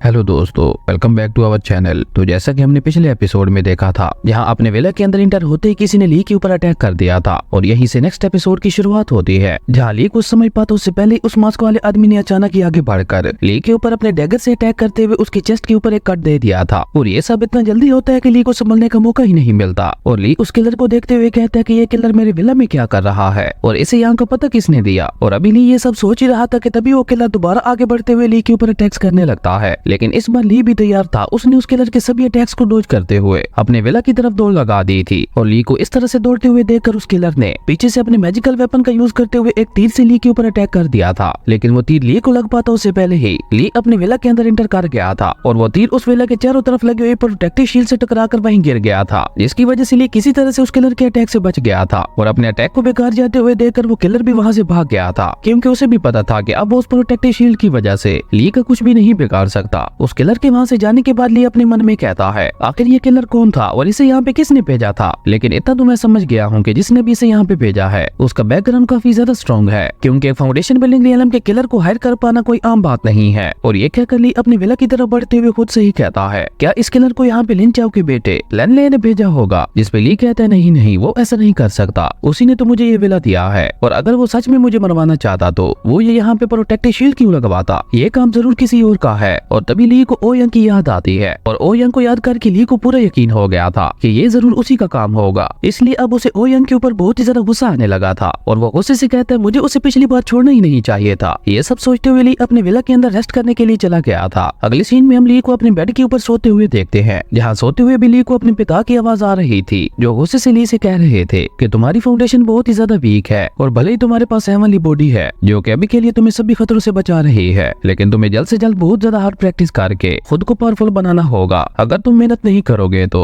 तुम भी बाकी ऑर्डिनरी कल्टिवेटर्स की तरह ही बनकर रह जाओगे, क्योंकि इस दुनिया में किसी को भी कुछ खोए बगैर कुछ हासिल नहीं होता और हमेशा खुशी के साथ दुख भी आता है। अब ये तुम्हारे ऊपर है कि तुम इन सभी चीजों से कैसे डील करते हो, लेकिन मेन बात ये है कि तुम्हें बाकी सभी ऑर्डिनरी कल्टिवेटर से बहुत ज्यादा हार्ड प्रैक्टिस करनी होगी। और इसी के साथ ली की आंखें खुल गई थी और जैसे ही ली अपनी आंखें खोलकर बाहर देखता है तो बाहर सुबह हो चुकी थी, जो देखकर ली खुद से ही कहता है मुझे ऐसा क्यों लग रहा है कि मैं बस कुछ मिनटों के लिए ही सोया था। और ये सब सोचते हुए ली खुद से ही कहता है मे बी ये सब मेरी हेवनली बॉडी की वजह से हो रहा हो, क्योंकि कल मैंने हेवनली बॉडी को दो बार यूज किया था, जिसकी वजह से मेरी स्पिरिचुअल पावर ऑलमोस्ट खत्म हो गई थी। ये सारी बातें सोचकर ली अपनी विला से बाहर आते हुए कहता है मैं फ्यूचर में अपनी इस हेवनली बॉडी के ऊपर रिलाई नहीं कर सकता, क्योंकि ये टेक्निक बहुत ज्यादा मेरी स्पिरिचुअल एनर्जी को कंज्यूम करती है, इसलिए अब मुझे सीरियस होकर प्रैक्टिस करनी होगी। और वैसे भी मेरे पास बहुत कम टाइम बचा है, मुझे 3 महीनों के अंदर अंदर अकेडमी का टॉप डिसेबल बनना होगा। और अभी ली ये सब सोच ही रहा था कि तभी ली को याद आता है कि आज तो उसे अपनी अकेडमी में भी जाना था, क्योंकि आज से ही उनके एंट्रेंस एग्जाम स्टार्ट होने वाले थे। और ये कहकर ली वहाँ से भागते हुए अपनी अकेडमी की तरफ जाने लगता है, लेकिन जैसे ही वो अपनी अकेडमी पहुंचता है तो उसे वहाँ पे कोई भी नजर नहीं आता और उसी के साथ उसे ये भी याद नहीं आ रहा था कि उसकी क्लास कौन सी थी। और अभी ली वहाँ पे अपनी क्लास को ढूंढने की कोशिश कर ही रहा था कि तभी उसकी क्लास की वाइस मॉनिटर आते हुए उससे कहती है मॉनिटर आप यहाँ क्या कर रहे हैं। उस लड़के की ये बात सुनकर ली उससे पूछता है तुम कौन हो, जिसपे वो लड़की आगे आते हुए उससे कहती है आप भी बिल्कुल बाकी नोबल पर्संस की तरह है, आप इतनी जल्दी मुझे भूल गए, मैं आपकी क्लास की वॉइस मॉनिटर हूँ और मेरा नाम लिंग निंग यू है, हम दोनों पहले भी तो एक बार क्लास में मिल चुके हैं। जिसपे ली थोड़ा झिझकते हुए उससे पूछता है कि मुझे मेरी क्लास नहीं मिल रही तो क्या तुम मुझे क्लास तक ले जा सकती हो। जिसपे निंग यू उसे बताती है कि आज कोई भी क्लास नहीं होने वाली, आज टीचर्स अब सभी स्टूडेंट्स को बैक माउंटेन्स में ले गई हैं मोस्टर्स को हंट करने के लिए, इसलिए चलो अब हम दोनों को भी वहीं जाना होगा। अगली सीन में हम उन दोनों को टियानफेंग एकेडमी के बैक वाले माउंटेन्स की तरफ जाते हुए देखते हैं, जिन्हें एक बहुत ही खतरनाक जगह मानी जाती है। और वहाँ जाते हुए निंग यू ली से कहती है मुझे लगता है तुम इस जगह के बारे में कुछ भी नहीं जानते। जिसपे ली उससे कहता है ऐसी कोई बात नहीं है, मैं बस आज से पहले कभी भी यहाँ पे नहीं आया, इसलिए मैं इस जगह के बारे में कुछ भी नहीं जानता, इसलिए मुझे इसके बारे में कुछ भी नहीं पता। ली की ये बात सुनकर निंग यू उसे बताती है कि ये बैक माउंटेन्स टियानफेंग एकेडमी का हिस्सा नहीं है, पर क्योंकि शुरू से ही टियानफेंग एकेडमी यहाँ पे बनी हुई है तो इसलिए इन्हें टियानफेंग एकेडमी के बैक माउंटेन्स कहा जाता है। और क्योंकि लोग ये समझते हैं कि ये टियानफेंग एकेडमी का ही एक हिस्सा है, इसलिए कोई भी आउटसाइडर यहाँ पे आने की हिम्मत नहीं करता। और इस तरह टाइम बीतने के साथ साथ लोगों ने इन बैक माउंटेन्स को टियानफेंग एकेडमी की बैकबोन कहना शुरू कर दिया। यहाँ पे हर तरफ हर किस्म के मोस्टर्स पाए जाते हैं, इसलिए ये जगह फुल खतरे से भरी हुई है। इवन इस जगह के बारे में ये भी कहा जाता है कि जो भी इन माउंटेन्स की गहराइयों में जाता है वो वहाँ से कभी भी लौटकर वापस नहीं आता, इसलिए टियानफेंग एकेडमी ने वहाँ पे बॉर्डर्स लगाई हुई है ताकि कोई गलती से भी उन माउंटेन्स की गहराइयों में ना जा सके। वैसे यहाँ पे भी हर तरफ बहुत ही खतरनाक मोस्टर्स मौजूद हैं, लेकिन उनकी पावर्स एक हद तक ही है जिनसे हमारे जैसे कल्टिवेटर्स भी फाइट कर सकते हैं, इसलिए हमें उनसे डरने की कोई जरूरत नहीं है। और क्योंकि आज एकेडमी का फर्स्ट डे है, इसलिए एकेडमी की सभी क्लासेस यहाँ पे आई हुई हैं। और ये सारी बातें बताते हुए वो ली को अपनी क्लास की तरफ ले जाने लगती है, जहाँ पे टीचर जाओ उन्हीं कहीं वेट कर रही थी। और ली को वहाँ देखकर टीचर जाओ गुस्से से उसकी तरफ बढ़ते हुए ली के कान खींचते हुए उससे कहती है तुम आज फिर से लेट हो गए, तुम अपनी क्लास के मॉनिटर हो तो क्या तुम्हें अपनी जिम्मेदारी की बिल्कुल भी फिक्र नहीं है। अगर क्लास का मॉनिटर ही ऐसी हरकतें करेगा तो बाकी स्टूडेंट्स क्या सोचेंगे, इसलिए आज तुम ही बताओगे आज मैं तुम्हें कौन सी सजा दूं। इस पे ली उनसे कहता है टीचर जाओ प्लीज मेरी बात तो सुनिए, असल में कल रात मेरे ही घर में अचानक ये किलर ने आते हुए मेरे ऊपर अटैक कर दिया था, इसकी वजह से मैं ऑलमोस्ट मरने ही वाला था। उस किलर से फाइट करते करते मैं बहुत ही ज्यादा थक गया था और इसीलिए आज मुझे सुबह उठने में देर हो गई। ली की ये बात सुनकर उसके क्लास के सभी डिसेबल्स बहुत ही ज्यादा हैरान हो गए थे, लेकिन तभी वहाँ पे खड़ा एक डिसेबल अपने साथियों से कहता है मुझे लगता है ये लड़का कुछ ज्यादा ही नॉवेल्स पढ़ता है। जिसपे एक दूसरा डिसेबल उससे कहता है तुम बिल्कुल ठीक कह रहे हो, इतना बुरा बहाना आज तक मैंने अपनी लाइफ में कभी नहीं सुना। और ये कहकर वो सभी ली का मजाक उड़ाते हुए हंसने लगे थे। और तभी टीचर जाओ दोबारा ली का कान पकड़ते हुए उससे कहती है क्या मैं तुम्हें बेवकूफ नजर आ रही हूँ जो तुम कब से मुझसे झूठ बोले जा रहे हो। जिस पे ली उनसे कहता नहीं नहीं टीचर प्लीज मेरी बात का यकीन करें, मैंने आपसे जो कुछ भी कहा है वो सब बिल्कुल सच है। और अभी ली यहाँ पे टीचर जाओ को मनाने की कोशिश कर ही रहा था कि तभी वहाँ पे एक दूसरी क्लास का टीचर अपने स्टूडेंट के साथ वहाँ आते हुए टीचर जाओ की क्लास का मजाक उड़ाने लगता है, जो देखकर ली गुस्से से उसकी तरफ देखने लगा था।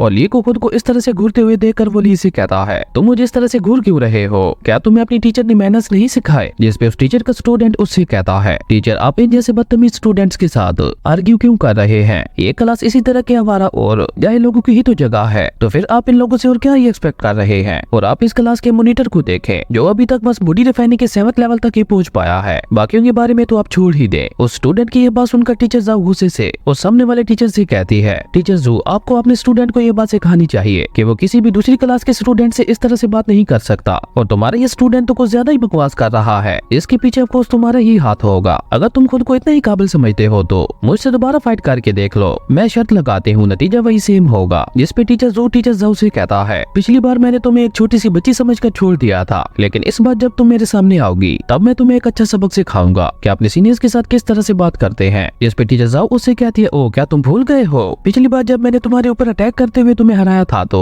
तुम वही बैटल अरीना के अंदर ही वोमिटिंग करने लगे थे। टीचर जाओ की ये बात सुनकर टीचर जू को बहुत ही ज्यादा गुस्सा आता है और वो गुस्से से उसकी तरफ आगे बढ़ने लगता है, लेकिन उसके स्टूडेंट ने उसे आगे बढ़ने से रोक दिया था। ये देखकर टीचर जू अपने गुस्से को शांत करते हुए टीचर जाओ से कहता है पिछली बातें भूल जाओ और मुझे ये बताओ तुम लोग बस यहाँ पे बातें करने के लिए आए हो या फिर मोस्टर्स को हंट भी करोगे, क्योंकि हम लोग भी यहाँ पे मोस्टर्स को हंट करने के लिए ही आए हैं, इसलिए क्यों ना तुम्हारी और मेरी क्लास के दरमियान एक कंपटीशन हो जाए। जिस पे टीचर जाओ उससे कहती है ये क्या बकवास है, तुम पिछले 2 सालों से अपने क्लास के बच्चों को ट्रेन कर रहे हो, इवन तुम्हारी क्लास का सबसे कमजोर स्टूडेंट भी बॉडी रिफाइनिंग के 7th लेवल तक पहुंच गया है और मेरी तो पूरी क्लास ही नहीं है, इवन आज तो मेरी नई क्लास का पहला दिन है। जिस पे टीचर जाओ को भड़काते हुए कहता है ओहो टियानफेंग एकेडमी की नंबर 1 टीचर डर गई है, तुम तो खुद को टियानफेंग एकेडमी की नंबर 1 टीचर कहती हो और तुम तो किसी भी स्टूडेंट को जल्द से जल्द ट्रेन करने में माहिर हो, तो फिर क्यों न तुम आज मुझे भी अपनी नंबर 1 टीचर होने की क्वालिटीज दिखा दो। जिस पे टीचर जाओ उससे बहुत ही शांति से कहती है तुम्हारे ये प्रोवोकिंग वाले मेथड्स मेरे ऊपर काम नहीं करेंगे, और अगर फिर भी तुम्हें चैलेंज का इतना ही ज्यादा शौक है तो क्यों ना हम दोनों एक दूसरे को ही चैलेंज करें। टीचर जाओ की ये बात सुनकर ली उनके कान में कहता है टीचर क्यों ना हम पहले उनके चैलेंज को सुन ले, अगर हमने इन्हें इस तरह से मना किया तो ये लोग हमें बार बार प्रोवोक करते रहेंगे, इसलिए क्यों ना हमें सारे झमेले को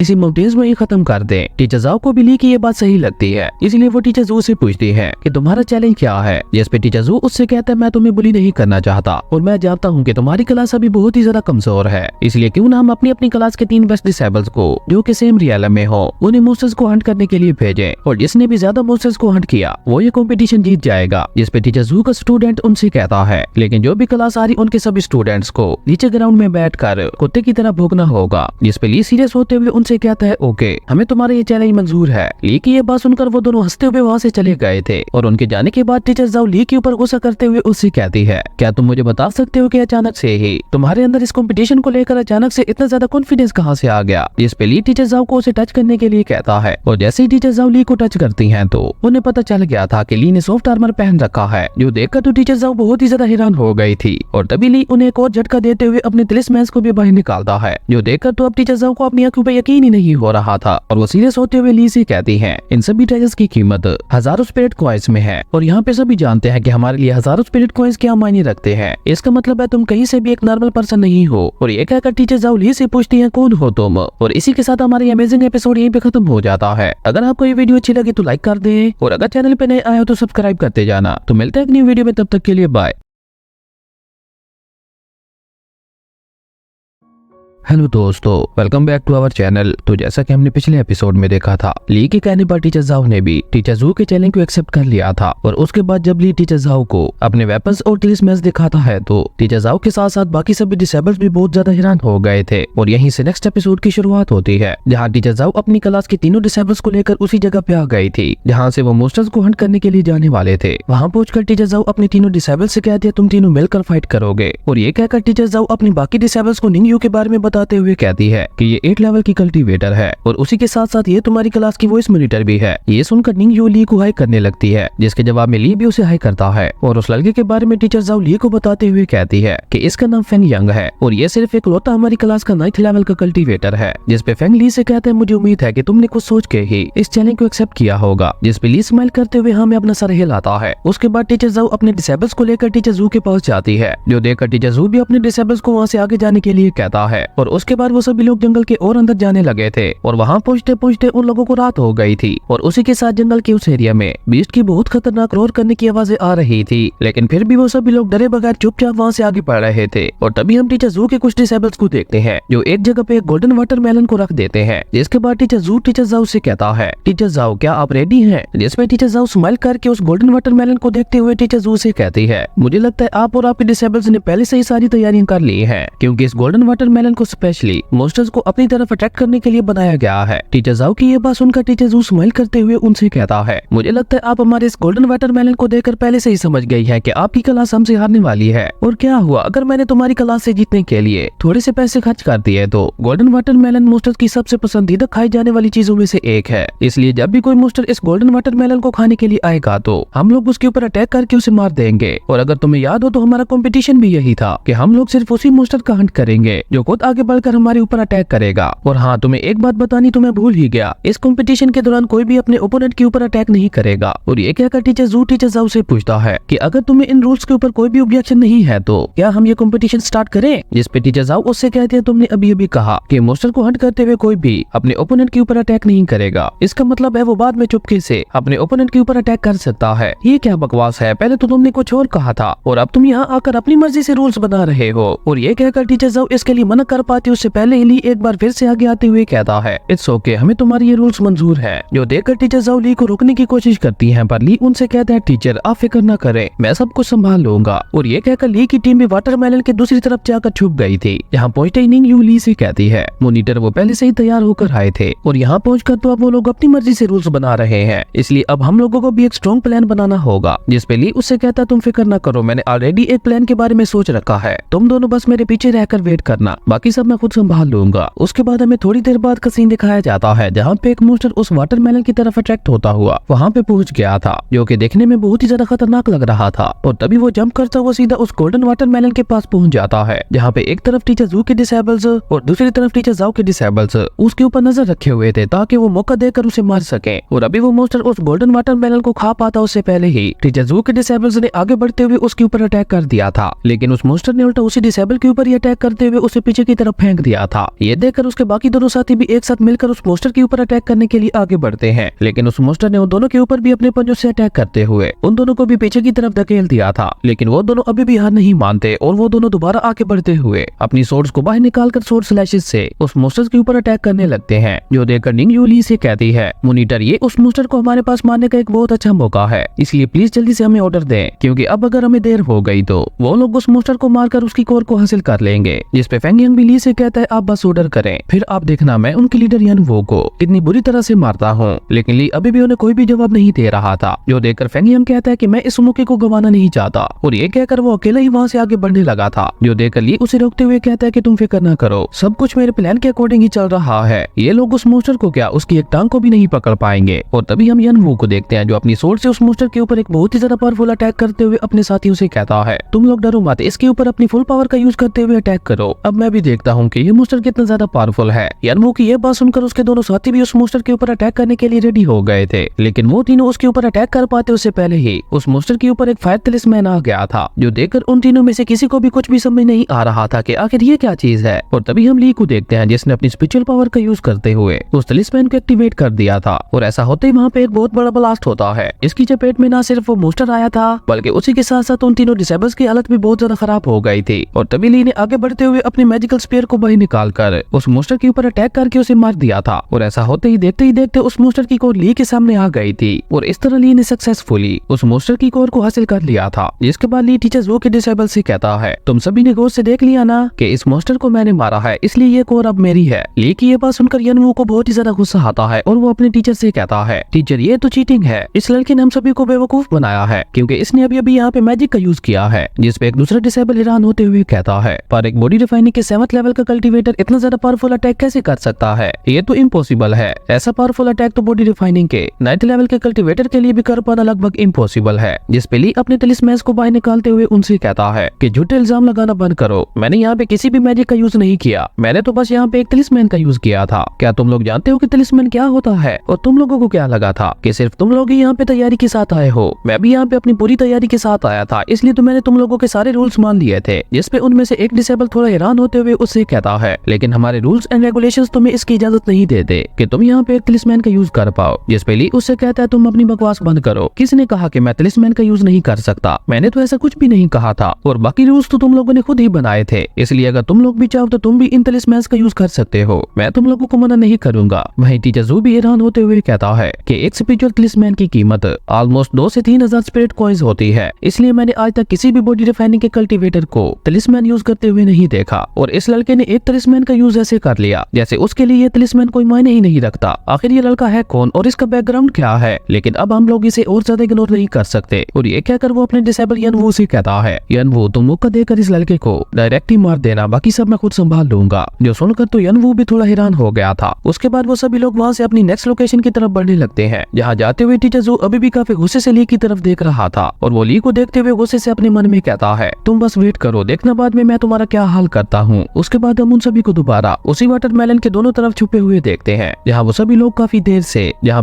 काफी देर से किसी मोस्टर के आने का वेट कर रहे थे। और तभी हम ली को देखते हैं जो यनवू के मजे लेते हुए उसे अपना पंच दिखाता है, जिसे देखकर यनवू बहुत ज्यादा डर गया था। लेकिन ली अपने उस पंच से बैड लक का साइन बनाते हुए यनवू को बैड लक कहने लगता है, जो देखकर यनवू को बहुत ही ज्यादा गुस्सा आता है। लेकिन वो ली को कुछ भी नहीं कह पाता। और तभी निंगयू ली से पूछती है, मॉनिटर अब हम आगे क्या करेंगे? जिस पे ली यनवू के ग्रुप की तरफ इशारा करते हुए कहता है कि देखो वो लोग कितने ज्यादा सीरियस दिख रहे हैं, लेकिन तुम लोग इजी हो जाओ, क्योंकि ये मेरे लिए बस एक खेल की तरह है। तुम लोग बस इस बात का ख्याल रखना कि जब टीचर जू की क्लास हार जाए तो तुम सभी को उन्हें बुरी तरह से चढ़ाना होगा। बाकी इस कंपटीशन को जीतने की टेंशन मुझ पे छोड़ दो। और अभी वो लोग आपस में बातें कर ही रहे थे कि तभी वहाँ पे सेम पहले की तरह का एक मोस्टर आ गया था, जिसे देखकर ली भी काफी ज्यादा सीरियस हो गया था, और उसने अपनी मैजिकल वेपन को भी बाहर निकाल लिया था, जिसकी वजह से वो मोस्टर भी ली की तरफ अट्रैक्ट हो जाता है, और उसने सीधा आगे बढ़ते हुए ली के ऊपर अटैक कर दिया था। लेकिन ली भी अपने स्पीयर से उसके अटैक को रोकते हुए साइड हट गया था, और उसके बाद पीछे से उसके ऊपर अटैक कर दिया था। लेकिन ली का यह अटैक उस मोस्टर को लग पाता उससे पहले ही वो मोस्टर ब्लैक स्मोक में चेंज होकर ली के पीछे पहुंच गया था, और उसने ली के ऊपर अटैक कर दिया था। लेकिन ली भी इसके लिए रेडी था, वो भी किसी तरह से उस मोस्टर के इस अटैक से बच गया था। और उसके बाद ली भागते हुए उस मोस्टर को वहां से थोड़ी दूर ले आता है। लेकिन तभी वो मोस्टर अपनी एक खास टेक्निक का यूज करता है, जिसकी वजह से ली के साथ साथ बाकी सभी डिसेबल्स भी नीचे जमीन के अंदर से निकली हुई स्पाइक्स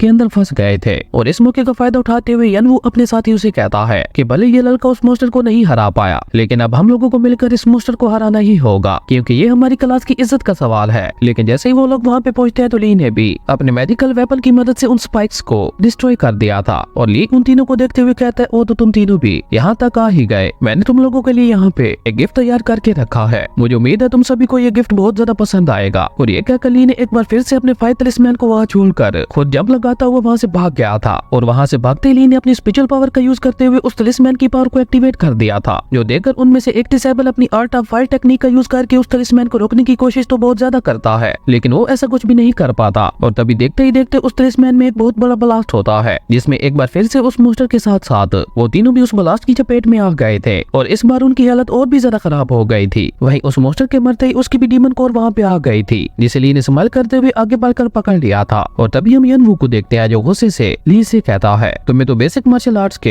एथिक्स भी नहीं पता कि कैसे किसी के साथ फाइट की जाती है। जिस पे ली उनसे कहता है कि तुम लोग मुझे ब्लेम क्यों कर रहे हो, इस बार तो तुम लोग तैयार थे, फिर भी अब जब तुम उस मोस्टर को नहीं हरा पाए तो इसमें मेरी क्या गलती है। वहीं निंगयू और फेंग यंग दोनों वहाँ पे ली की तारीफें करने लगते हैं, क्योंकि उन लोगों ने बिना ज्यादा मेहनत किए ही इस कंपटीशन को बहुत ही आसानी से जीत लिया था। और ली यहाँ पे यनवू को चिढ़ाते हुए उससे कहता है, मेरे यकीन करो मैंने यहाँ पे कोई भी चीटिंग नहीं की। जिस पे यनवू को बहुत ही ज्यादा गुस्सा आता है, और वो गुस्से से ली से कहता है, आज चाहे कुछ भी हो जाए मैं तुम्हें जिंदा नहीं छोड़ूंगा। और ये कहकर वो यनवू को मारने के लिए वहाँ से आगे बढ़ गया था, और उसने आगे बढ़ते हुए अपनी सोर्ड को बाहर निकाल कर लगातार ली के ऊपर अटैक्स करना शुरू कर दिए थे। लेकिन ली बहुत ही आसानी से उसके सभी अटैक्स को डॉज कर रहा था, जिसकी वजह से यनवू का गुस्सा और भी ज्यादा बढ़ता जा रहा था। और इसी के साथ हमारा ये अमेजिंग एपिसोड यहीं पे खत्म हो गया था। दोस्तों अगर आपको ये वीडियो अच्छी लगी तो लाइक कर दें, और अगर चैनल पे नए आए हो तो सब्सक्राइब करते जाना। तो मिलते हैं एक न्यू वीडियो में, तब तक के लिए बाय।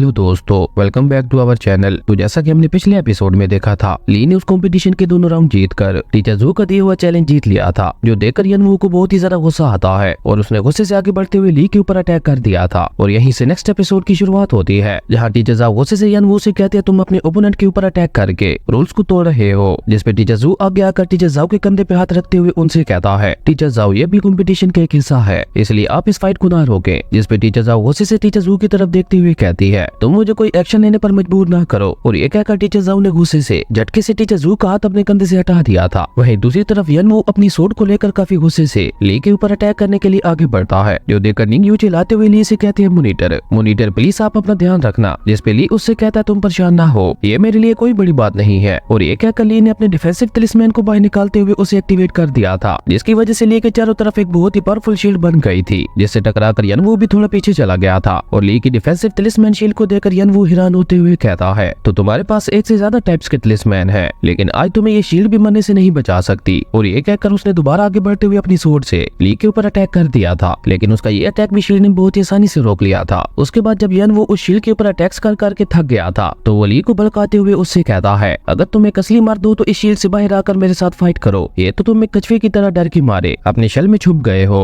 यनवू की ये बात सुनकर ली उससे कहता है ओ तो अब तुम्हारे जैसा पर्सन मुझे शर्म दिलाना चाहता है, जो खुद बॉडी रिफाइनिंग के 9th लेवल पे होकर एक 7th लेवल के कल्टीवेटर के साथ फाइट कर रहा है। एक असली मर्द तो ऐसा भी नहीं करता, वो तो हमेशा एक फेयर फाइट करता है। जिसपे यनवू दोबारा गुस्से से ली से कहता है तुम्हारी हिम्मत भी कैसे हुई मेरे साथ ऐसे बात करने की, आज तो मैं यहाँ पे तुम्हारी जान लेके रहूंगा। और ये कहकर वो दोबारा अपनी सूट लेकर ली के ऊपर अटैक करने के लिए आगे बढ़ गया था, जो देखकर ली ने भी अपनी डिफेंसिव शील्ड से बाहर आते हुए दो छोटे छोटे स्टोन से यनवू के ऊपर अटैक कर दिया था। और उसी के साथ ली यनवू को उन दोनों स्टोन से बचने के लिए कहता है। ली की ये बात सुनकर यनवू को ऐसा लगता है जैसे ये दोनों छोटे स्टोन्स भी उसके तलिस्मैन्स की तरह कोई वेपन है, इसलिए यनवू डर के मारे नीचे झुक गया था। इवन उसकी पूरी बॉडी भी कांपने लगी थी। लेकिन जब वो देखता है कि उन दोनों स्टोन से कुछ भी नहीं हुआ, तो ये देखकर उसे और भी ज्यादा गुस्सा आता है। और ऊपर से ली उसे और ज्यादा गुस्सा दिलाते हुए कहता है क्या हुआ असली मर्द, क्या तुम इन दो छोटे छोटे स्टोन से भी डर गए। और ये कहकर ली उसका मजाक उड़ाते हुए वहाँ पे जोर जोर से हंसने लगता है, जो देखकर यनवू खड़ा होते हुए ली से कहता है आज तुमने सबके सामने मुझे बहुत ज्यादा बुली किया है, इसलिए अगर आज मैंने तुम्हें नहीं मारा तो मैं यनवू कसम खाकर कहता हूँ उसके बाद से मैं खुद को कभी भी ह्यूमन बीइंग नहीं कहूंगा।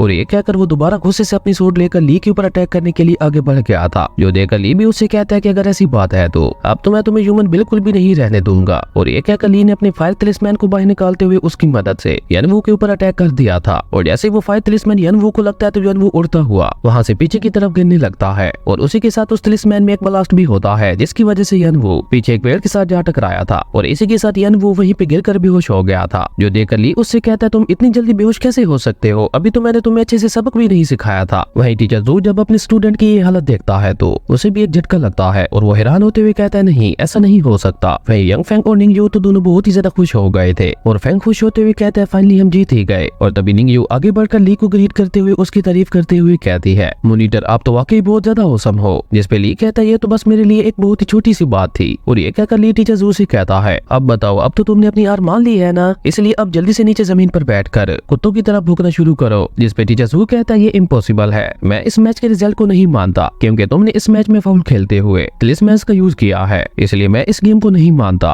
और ये कहकर टीचर जू अपने डिसेबल्स को वहाँ से चलने के लिए कहता है। और ये कहकर टीचर जू वहाँ से जा पाता उससे पहले टीचर जू उसे रोकते हुए कहती है टीचर जू आप एक मेंटोर हैं, तो क्या आपको शर्म नहीं आ रही अपनी जबान से मुकरते हुए, और ये बैट तो आपने खुद सामने से आकर लगाई थी और अब आप खुद ही इसे एक्सेप्ट करने से मना कर रहे हैं। और ये कहकर टीचर जू सीरियस होते हुए उससे कहती है आपको क्या लगता है मैं जाओ किंग इतनी आसानी से यहाँ से आपको जाने दूंगी, जल्दी से नीचे जमीन पर बैठकर कुत्ते की तरह भौंको वरना तुम्हारा क्या अंजाम होगा ये तुम सोच भी नहीं सकते। टीचर जाओ की ये बात सुनकर टीचर जू वहाँ से भागने की कोशिश करता है, लेकिन वो वहाँ से भाग पाता उससे पहले टीचर जाओ टेलीपोर्ट होते हुए उसके सामने आ गई थी, जो देखकर वो टीचर जाओ को धमकी देते हुए कहता है ऐसा मत करो वरना मैं तुम्हारे खिलाफ एकेडमी के मास्टर को शिकायत लगाऊंगा। और ये कहकर टीचर जू दोबारा वहाँ से भागने की कोशिश करता है, जो देखकर टीचर जाओ भी उसका पीछे करते हुए उससे कहती है टीचर जू रुक जाओ, तुमने अभी तक कुत्ते की तरह भूखना नहीं सीखा, तो आज मैं तुम्हें अच्छे से सिखाती हूँ। और ये सब देखकर टीचर जू के बचे हुए दोनों डिसेबल्स बेचारे बहुत ही ज्यादा डर गए थे। वहीं दूसरी तरफ टीचर जू टीचर जाओ के हाथ में आ गया था और वहाँ पे टीचर जाओ जबरदस्ती टीचर जू को कुत्ते की तरह भूखने के लिए मजबूर करती है। और तभी वहाँ पे टीचर जू के भौंकने की आवाजें आने लगी थी, जिसे सुनकर तो उसके दोनों डिसेबल्स बेचारे और भी ज्यादा डर गए थे और वो दोनों डर के मारे वहाँ से पीछे हटने लगे थे। और वो दोनों ली के सामने झुकते हुए उससे कहते हैं मास्टर ली प्लीज हमें माफ कर दें और हमें यहाँ से जाने दें, ये सब तो हमारे मॉनिटर यनवू का प्लान था, उसी ने हमें यहाँ आने के लिए मजबूर किया। किया था, जिसपे ली आगे आते हुए उन दोनों से कहता है हाँ मैं वो बात तुम्हारी समझ गया हूँ, लेकिन वो क्या है ना कि मैं एक रूल पसंद आदमी हूँ, इसलिए अब तुम्हें अपनी बेट को तो पूरा करना ही पड़ेगा, इसलिए अब तुम दोनों जल्दी से अपनी बेट को पूरा करो क्योंकि मेरे पास ज्यादा टाइम नहीं है। ली की ये बात सुनकर वो दोनों डिसेबल्स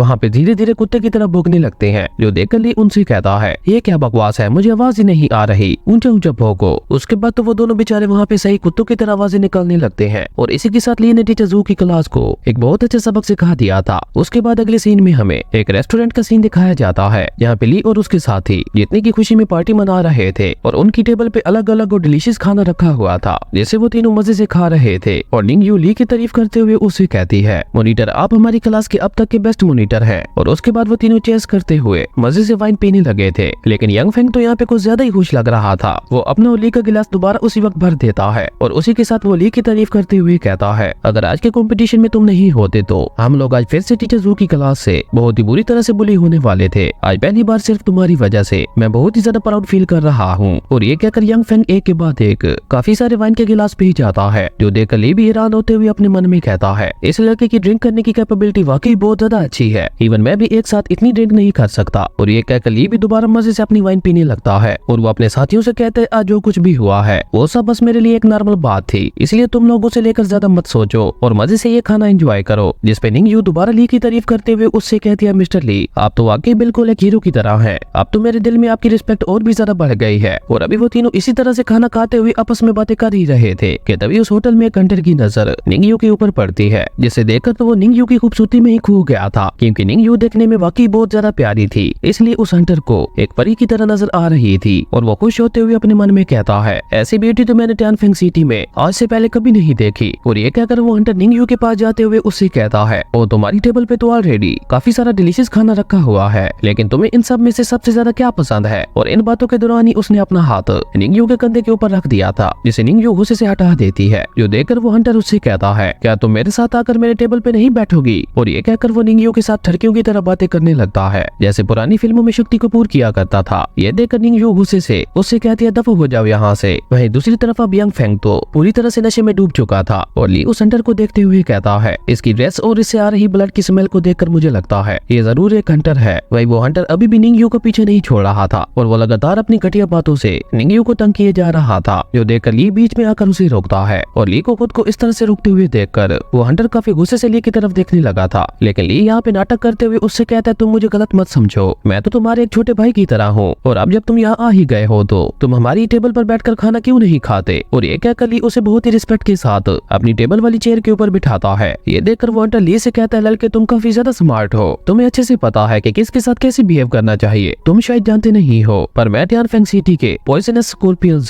के ग्रुप का मेंबर हूँ, जिसे टैनफेंग सिटी का सबसे स्ट्रॉन्गेस्ट ग्रुप माना जाता है, इसलिए अब जल्दी से मुझे खाना खिलाओ और उसके बाद इस लड़की को मेरे हवाले कर दो। जिसपे ली खाने की एक डिश उठाते हुए उससे कहता है प्लीज सर पहले आप ये खाना खाइए, उसके बाद हम आराम से ये बातें कर लेंगे। जिसपे वो हंटर ली से पूछता है क्या तुम मुझे ये खाना खिलाकर ट्रिब्यूट देना चाहते हो। जिसपे ली वो खाने की डिश उसके मुंह पे मारते हुए कहता नहीं मैं तुम्हें इससे मजा चखाना चाहता हूँ। वहीं अचानक हुए इस अटैक की वजह से वो हंटर वहाँ से उड़ता हुआ पीछे जा गिरा था और वो गुस्से से खड़ा होते हुए ली से कहता है लड़के तुम्हारी हिम्मत कैसे हुई मेरे खिलाफ एक्शन लेने की, क्या तुम अपनी जिंदगी से तंग आ चुके हो जो तुम हमारे पॉइजनस स्कॉर्पियंस ग्रुप के साथ पंगा ले रहे हो। जिसपे ली उसे कहता है ये छोड़ो और ये बताओ कि खाना कैसा था, अगर तुम चाहो तो मैं तुम्हें इस तरह का और भी काफी सारा खाना खिला सकता हूँ। ली की ये बात सुनकर उस हंटर को बहुत ही ज्यादा गुस्सा आता है और उसने गुस्से से वहाँ पे अपनी सोड को बाहर निकाल लिया था। और ये देखकर निंग यू को भी ली की फिक्र होने लगी थी। जिसपे ली उससे कहता है तुम मेरी फिक्र न करो और तुम वापस अकेडमी चले जाओ, मैं इसे संभाल लूंगा। वहीं निंग यू भी अब ली की पावर्स देख चुकी थी, इसलिए उसे भी ली के ऊपर पूरा यकीन था, इसलिए वो ली को केयरफुल रहने का कहकर फेंग को उठाते हुए वापस अपनी अकेडमी की तरफ जाने लगती है। और तभी उस हंटर ने अचानक ही आगे बढ़ते हुए ली के ऊपर अपनी सोड से अटैक करना शुरू कर दिया था, जिससे ली भी काफी तेजी से मूव करता हुआ उसके इस अटैक से बच गया था। जिसके बाद वो उस हंटर का मजाक उड़ाते हुए कहता है ओहो मैं तो तुमसे बहुत ही ज्यादा डर गया। लेकिन ये बात सुनकर उस हंटर को बहुत ही ज्यादा गुस्सा आता है और उसने अपने वेपन को बाहर निकालते हुए एक तीर से ली के ऊपर अटैक कर दिया था, लेकिन ली ने उस तीर से बचते हुए उल्टा उस तीर को ही पकड़ लिया था। और जब ली उस तीर को गौर से देखता है तो ली हैरान होते हुए कहता है ये तो सेम बिल्कुल उसी तरह का तीर है जिससे उस किलर ने मेरे विला के अंदर मेरे ऊपर अटैक किया था, इसका मतलब है वो भी पॉइजनस स्कॉर्पियंस ग्रुप का मेंबर था। जिसपे वो हंटर उससे कहते हैं ओ तो तुम पहले भी हमारे ग्रुप की नजर में आए हुए हो, इसलिए अब तो तुम मरना पक्का डिजर्व करते हो। और इसी के साथ हमारा ये अमेजिंग एपिसोड यहीं पे खत्म हो गया था। दोस्तों अगर आपको ये वीडियो अच्छी लगी तो लाइक कर दें और अगर चैनल पे नए आए हो तो सब्सक्राइब करते जाना। तो मिलते हैं एक न्यू वीडियो में, तब तक के लिए बाय।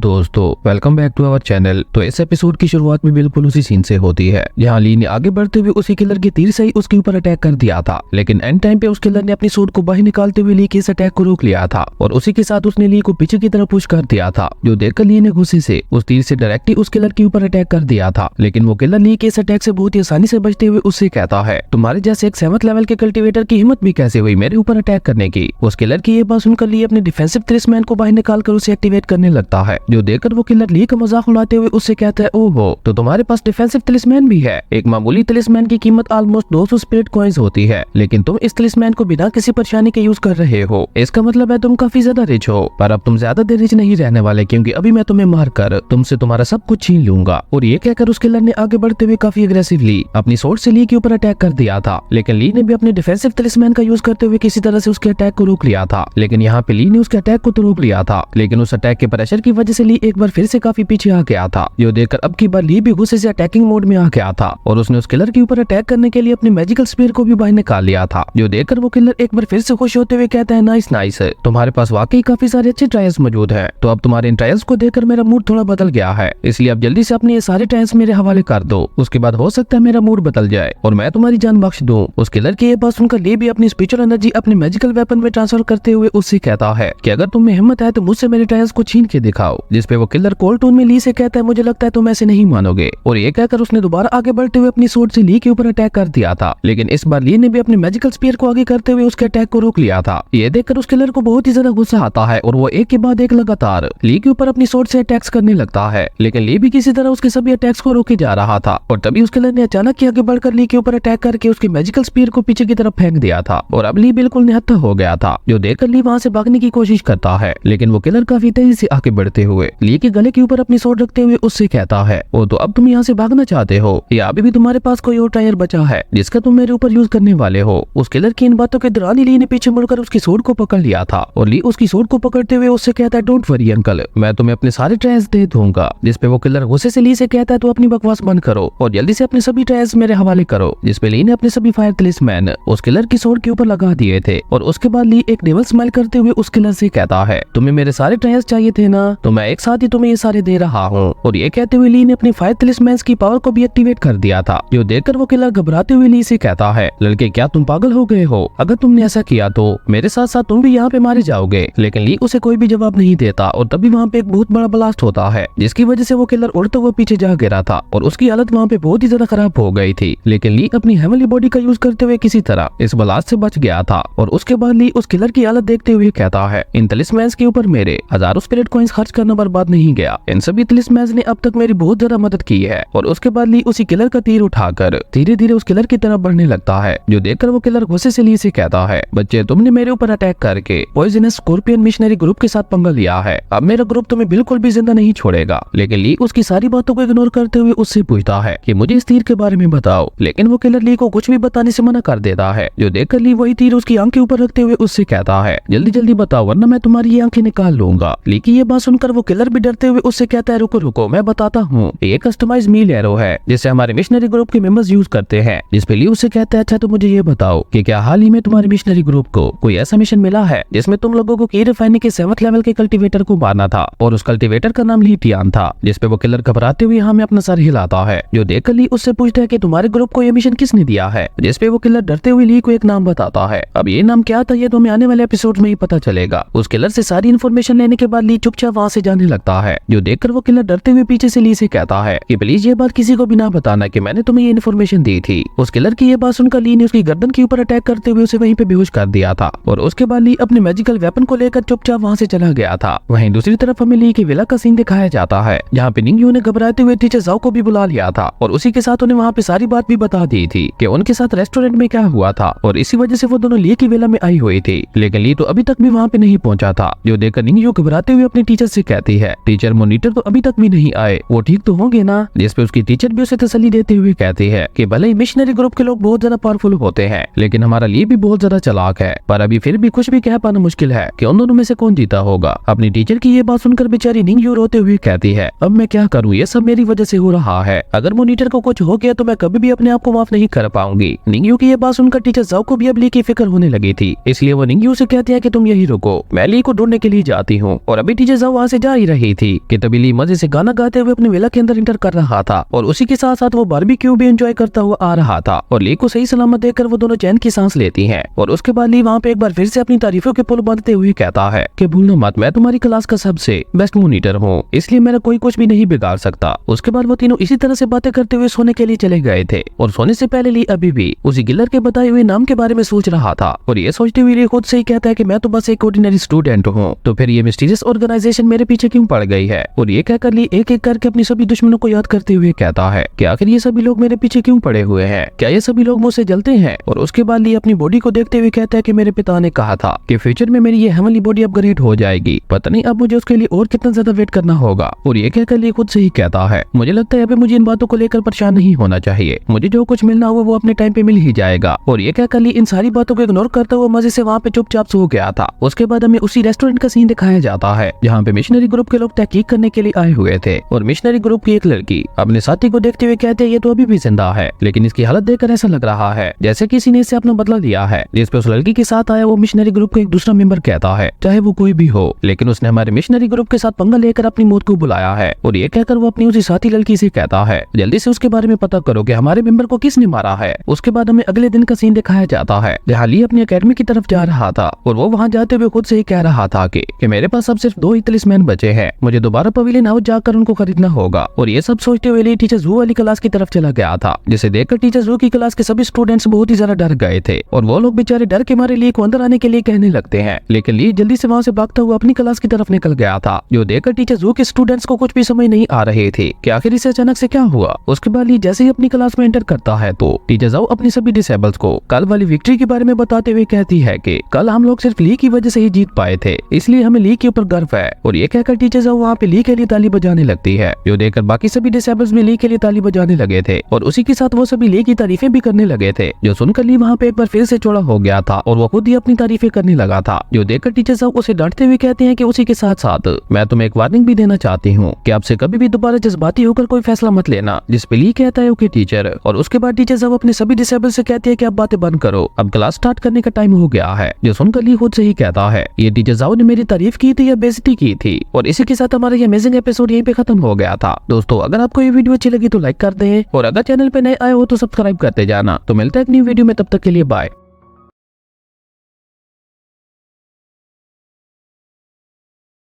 पवेलियन हाउस का सीन दिखाया जाता है जहाँ पे पवेलियन हाउस की एक सर्वेंट सफाई कर रही थी और तभी मिशनरी ग्रुप की वही लड़की जो पहले रेस्टोरेंट में भी गई थी वो यहाँ पवेलियन हाउस के अंदर भी आती है इन्वेस्टिगेट करने के लिए। जो देखकर वो सर्वेंट लड़की उसके पास आकर उसे ग्रीट करती है, जिसपे मिशनरी ग्रुप की लड़की उस सर्वेंट लड़की को एक पल के लिए अपनी मिशनरी ग्रुप का टैटू दिखाती है, जिसे देखकर वो सर्वेंट लड़की थोड़ा डर गई थी। और तभी पवेलियन हाउस की मैनेजर रूम वहाँ आकर मिशनरी ग्रुप की लड़की को ग्रीट करते हुए उससे पूछती है मैडम आपको क्या चाहिए। और इसी के साथ मैनेजर रूम अपनी सर्वेंट को वहाँ से भेजते हुए उससे कहती है कि मैं खुद सर्व करूंगी, तुम जा सकती हो यहाँ से। और तभी मिशनरी ग्रुप की वो लड़की मैनेजर रूम से कहती है कि मैं यहाँ पे उन चीजों का पता करने के लिए आई हूँ जिसकी रिक्वेस्ट कुछ दिन पहले हमारे मिशनरी ग्रुप ने आपके पवेलियन हाउस से की थी। और ये कहकर वो लड़की एक सिक्कों की भरी हुई पोटली मैनेजर रूम की तरफ फेंकते हुए पवेलियन हाउस को काफी गौर से देखने लगती है, जिसपे मैनेजर रूम झूठ बोलते हुए उस लड़की से कहती है कि मैं आपके मिशनरी ग्रुप को पहले ही बता चुकी हूँ कि हमारी शॉप में एलेक्सस और तलिस्मैन्स का लिमिटेड स्टॉक ही आता है, इसलिए मैं आपके मिशनरी ग्रुप को एक्स्ट्रा तलिस्मैन्स और एलेक्सस कैसे प्रोवाइड कर सकती हूँ। जिसपे वो लड़की पवेलियन हाउस की एक दीवार के ऊपर अपनी उंगली रखते हुए कहती है लेकिन ऐसा कैसे हो सकता है, तुम्हारा पवेलियन हाउस टियानफेंग सिटी का सबसे बड़ा पवेलियन हाउस है और इसके बावजूद भी तुम्हारे पास कोई भी हाई लेवल का तलिस्मैन और एलेक्सस नहीं है, ये बात मुझे कुछ हजम नहीं हो रही। और ये कहकर वो लड़की उसी दीवार के ऊपर अटैक करती है, जिसकी वजह से उस दीवार में क्रैक्स आ गए थे। लेकिन वो लड़की यहाँ पे भी नहीं रुकती और उसने अपनी स्पिरिचुअल पावर का यूज करते हुए सामने वाले पिलर के ऊपर भी अटैक कर दिया था। और उसके बाद वो मैनेजर रूम को कोल्ड लुक देते हुए कहती है तुम्हें क्या लगता है कि तुम जो कह रही हो मैं उसके ऊपर यकीन कर लूंगी। जिसपे मैनेजर रूम थोड़ा हड़बड़ाते हुए उससे कहती है मिस आपको यकीन क्यों नहीं आ रहा और भला मैं आपसे झूठ बोलने की गुस्ताखी कैसे कर सकती हूँ। और ये कहकर मैनेजर रूम उस सर्वेंट लड़की का हाथ पकड़ते हुए कहती है मैं अभी भी आपसे वही कहूंगी जो लास्ट टाइम कहा था कि हमारा अगला स्टॉक बहुत ही जल्द आने वाला है, तो इस बार मैं खुद ही वो सारी चीजें आपके मिशनरी ग्रुप में डिलीवर करवा दूंगी जिसकी आप मांग कर रहे हैं। और ये कहते हुए मैनेजर रूम ने उस लड़की को एक जेड ब्रेसलेट पहना दिया था ताकि वो वहाँ पे और ज्यादा गड़बड़ ना करे। और उसी के साथ मैनेजर रूम उसे रिक्वेस्ट करते हुए भी कहती है प्लीज आप हमारे साथ कोऑपरेट करें। जिसपे वो लड़की कहती है ओके ओके ठीक है, लेकिन मैं यहाँ पे तुमसे कुछ और भी पूछने के लिए आई हूँ। पिछली रात किसी ने हाई ग्रेड तलिस्मैन का यूज करके हमारे मिशनरी ग्रुप ग्रुप के एक मेंबर को बहुत ही बुरी तरह से इंजर्ड किया है। तो इसलिए क्या आप मुझे बता सकते हैं कि हाल ही में आपके पवेलियन हाउस से एक साथ काफी सारे हाई ग्रेड के तलिस्मैन और सील्स को खरीदा है, जिस पे मैनेजर उनसे कहते हैं कि हमारा पवेलियन हाउस सेलिंग के दौरान किसी भी कस्टमर की आइडेंटिटी को चेक नहीं करता और पिछले कुछ दिनों में टियानफेंग सिटी में न जाने कितने ही लोगों ने हाई ग्रेड के तलिस्मैन बाय किए हैं। इसलिए मुझे लगता है उन कई 100 लोगों में से किसी एक पर्सन को ढूंढ पाना बहुत ही ज्यादा मुश्किल है। मैनेजर की ये बात सुनकर वो लड़की उससे कहती है ओके छोड़ो, लेकिन अगर तुम्हें इसके बारे में कुछ पता चले तो जितना जल्दी हो सके इस बारे में हमारी मिशनरी ग्रुप को इन्फॉर्म कर देना। पर अगर मुझे पता चला कि तुमने ऐसा नहीं किया तो मैं तुम्हारे इस पवेलियन हाउस को पूरी तरह से बर्बाद कर दूंगी, जिसके बाद तुम्हारा ये पवेलियन हाउस कभी भी यहाँ पे बिजनेस नहीं कर पाएगा। जिसपे मैनेजर उसे ग्रीट करते हुए कहती है ओके ओके मैं समझ गई। और ये कहते हुए वो लड़की वहाँ से चली गई थी। और वो लड़की जब वहाँ से जा रही थी सेम उसी टाइम ली पवेलियन हाउस के अंदर जा रहा था और वो लड़की ली को काफी गौर से देखते हुए चुपचाप उसके पास से निकल गई थी। वहीं ली भी उस लड़की के बारे में सोचते हुए कहता है कि ये लड़की कितनी ज्यादा इवल थी। और ये कहते हुए ली भी पवेलियन हाउस के अंदर आ गया था, जहाँ ली पवेलियन हाउस की हालत देखकर शॉक होते हुए मैनेजर से पूछता है कि ये सब कैसे हुआ, क्या आपके पवेलियन हाउस में चोरी हुई है। जिसपे मैनेजर आगे आकर ली से कहती है मिस्टर ली प्लीज हमें माफ कर दें, आपको हमारे पवेलियन हाउस को इस तरह से देखना पड़ रहा है, लेकिन आप इस बारे में छोड़िए और प्लीज मेरे साथ आइए। और ये कहकर मैनेजर उसे एक जगह पे बिठाते हुए उसे सारी बात बताती है कि असल में ये सब मिशनरी ग्रुप की एक लड़की ने किया है और क्योंकि मिशनरी ग्रुप के पास बहुत ज्यादा मेंबर्स हैं, इसलिए उनकी तादाद ही उनकी ताकत है, जिसकी वजह से वो लोग सरेआम टियानफेंग सिटी में गुंडागर्दी करते हैं और वो सिटी के सारे छोटे बड़े शॉपकीपर्स और बिजनेसमैन से हर महीने प्रोटेक्शन मनी लेते हैं। प्रोटेक्शन मनी जैसे हमारी जबान में हफ्ता कहते हैं। और मैनेजर अपनी बात जारी रखते हुए ली को बताती है कि इनसे बचने के लिए हमें भी मजबूरन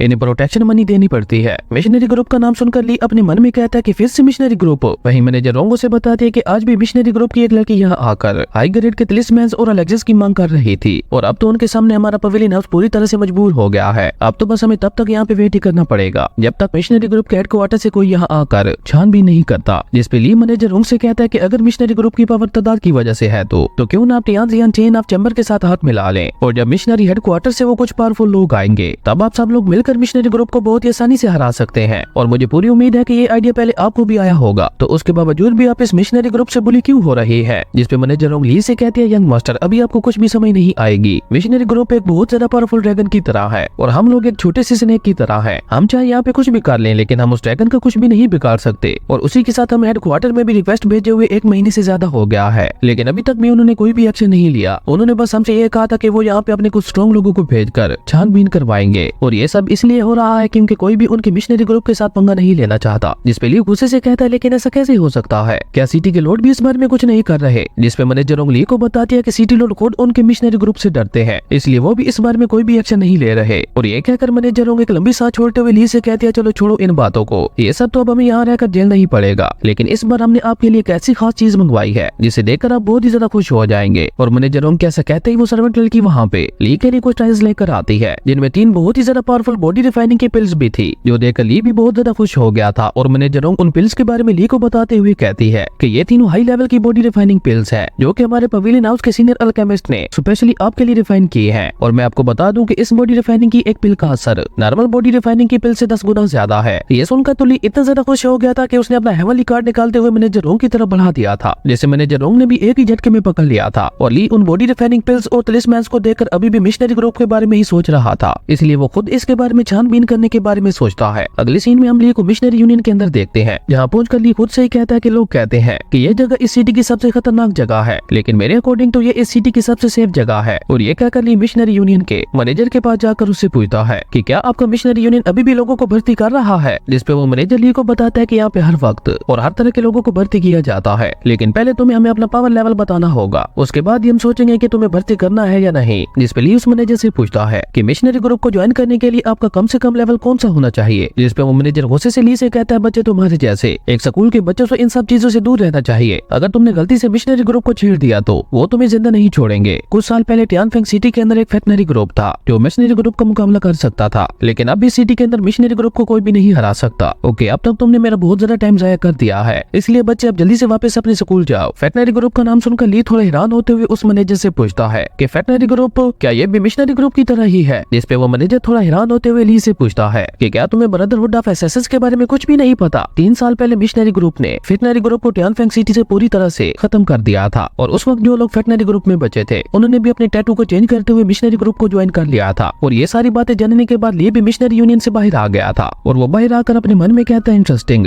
लेकिन ये ब्रदरहुड ऑफ एसेसिन्स क्या है, मुझे अभी भी इसके बारे में किसी से पता करना होगा। और तभी हम वहाँ पे मिशनरी ग्रुप के 2 मेंबर्स को देखते हैं जो ली को देखकर गुस्से से कहते हैं कि आखिर ये लड़का है कौन और इसकी हिम्मत कैसी हुई हमारे मिशनरी ग्रुप के बारे में इंक्वायरी करने की। मुझे लगता है ये लड़का जरूर कुछ बहुत बड़ा प्लान कर रहा है, इसलिए हमें इसे अभी कभी ही मार देना चाहिए। और ये कहकर वो दोनों वहाँ से ली को मारने के लिए आगे बढ़ पाते उससे पहले ही ली उन दोनों के पीछे से आते हुए कहता है कि तुम दोनों यहाँ पे किसको ढूंढ रहे हो। ली की ये बात सुनकर वो दोनों सोल्जर्स बहुत ही ज्यादा हैरान हो गए थे और वो कोई एक्शन ले पाते उससे पहले ही ली ने काफी तेजी से मूव करते हुए उन दोनों के ऊपर एक सील तलिस्मैन लगा दिया था, जिसकी वजह से वो दोनों पूरी तरह से अपनी जगह पे जम गए थे और ली के सील तलिस्मैन की वजह से अब वो दोनों चाहकर भी हिल नहीं पा रहे थे। और इस मौके का फायदा उठाकर ली उन दोनों को वहाँ पे बहुत ही बुरी तरह से पीटने लगा था, जो देखकर उनमें से एक पर्सन ली से रिक्वेस्ट करते हुए कहता है, बिग ब्रदर प्लीज हमें छोड़ दो, हमने तुम्हारा क्या बिगाड़ा है। और ली की मार की वजह से उसका एक साथी तो बेचारा वहीं पे गिरकर बेहोश हो गया था, जो देखकर ली अपने मैजिकल वेपन को बाहर निकालते हुए उस सोल्जर से कहता है कि अगर तुम अपनी हालत इसके जैसे नहीं करवाना चाहते तो मेरे सारे सवालों के सच सच जवाब देना। जिस पे वो सोल्जर डर के मारे ली के सामने हाथ जोड़ते हुए कहता है, ओके ओके ब्रदर प्लीज आप पूछिए आप क्या जानना चाहते हैं। जिस पे ली उसके काफी पास जाकर उससे पूछता है कि क्या तुम मिशनरी ग्रुप के मेंबर हो। जिस पे वो सोल्जर डर के मारे आम में अपना सर हिलाता है। जिसके बाद ली उससे पूछता है कि 3 साल पहले जो ब्रदरहुड बैटल हुई थी क्या तुमने उसमें पार्टिसिपेट किया था। जिस पे वो सोल्जर डरते हुए कहता है, हाँ मैंने भी उस बैटल में पार्टिसिपेट किया था और उस बैटल में मेरी जिम्मेदारी घरों की तलाशी लेने और टाइल्स को कलेक्ट करने की थी, पर मैंने उस बैटल में किसी भी एक भी सिंगल पर्सन को नहीं मारा था। जिस पे ली अपना मैजिकल वेपन उसकी तरफ पॉइंट करते हुए उससे पूछता है कि क्या अभी भी टियानफेंग सिटी के अंदर कोई फैक्टनरी ग्रुप का मेंबर मौजूद है। जिस पे वो सोल्जर डरते हुए कहता है कि मैंने सुना था कि फैक्टनरी ग्रुप का लीडर और डिप्टी लीडर दोनों अपनी जान बचाकर भाग गए थे और उसी के साथ उनके कोर अल्केमिस्ट की आइडेंटिटीज भी अभी तक नहीं मिली, जिसका मतलब है अभी भी वो लोग छुपकर यहाँ पे रह रहे होंगे। और सोल्जर की ये बात सुनकर ली ने अपने मैजिकल वेपन से उसके ऊपर अटैक करते हुए उसे भी बेहोश कर दिया था। और उसके बाद ली वहाँ से जाते हुए खुद से ही कहता है कि मुझे लगता है फैक्टनरी ग्रुप भी इस मिशनरी ग्रुप नाम के कैंसर को टियानफेंग सिटी से रिमूव करना चाहता था और अब अगर मुझे मिशनरी ग्रुप को इस सिटी से खत्म करना है तो मुझे फैक्टनरी ग्रुप की मदद लेनी होगी और उसके लिए सबसे पहले मुझे ब्रदरहुड को ढूंढना होगा। और ये कहते हुए ली भी वहाँ से चला गया था और इसी के साथ हमारा ये अमेजिंग एपिसोड यहीं पे खत्म हो गया था। दोस्तों अगर आपको ये वीडियो अच्छी लगी तो लाइक कर दें और अगर चैनल पे नए आए हो तो सब्सक्राइब करते जाना। तो मिलते हैं एक न्यू वीडियो में, तब तक के लिए बाय।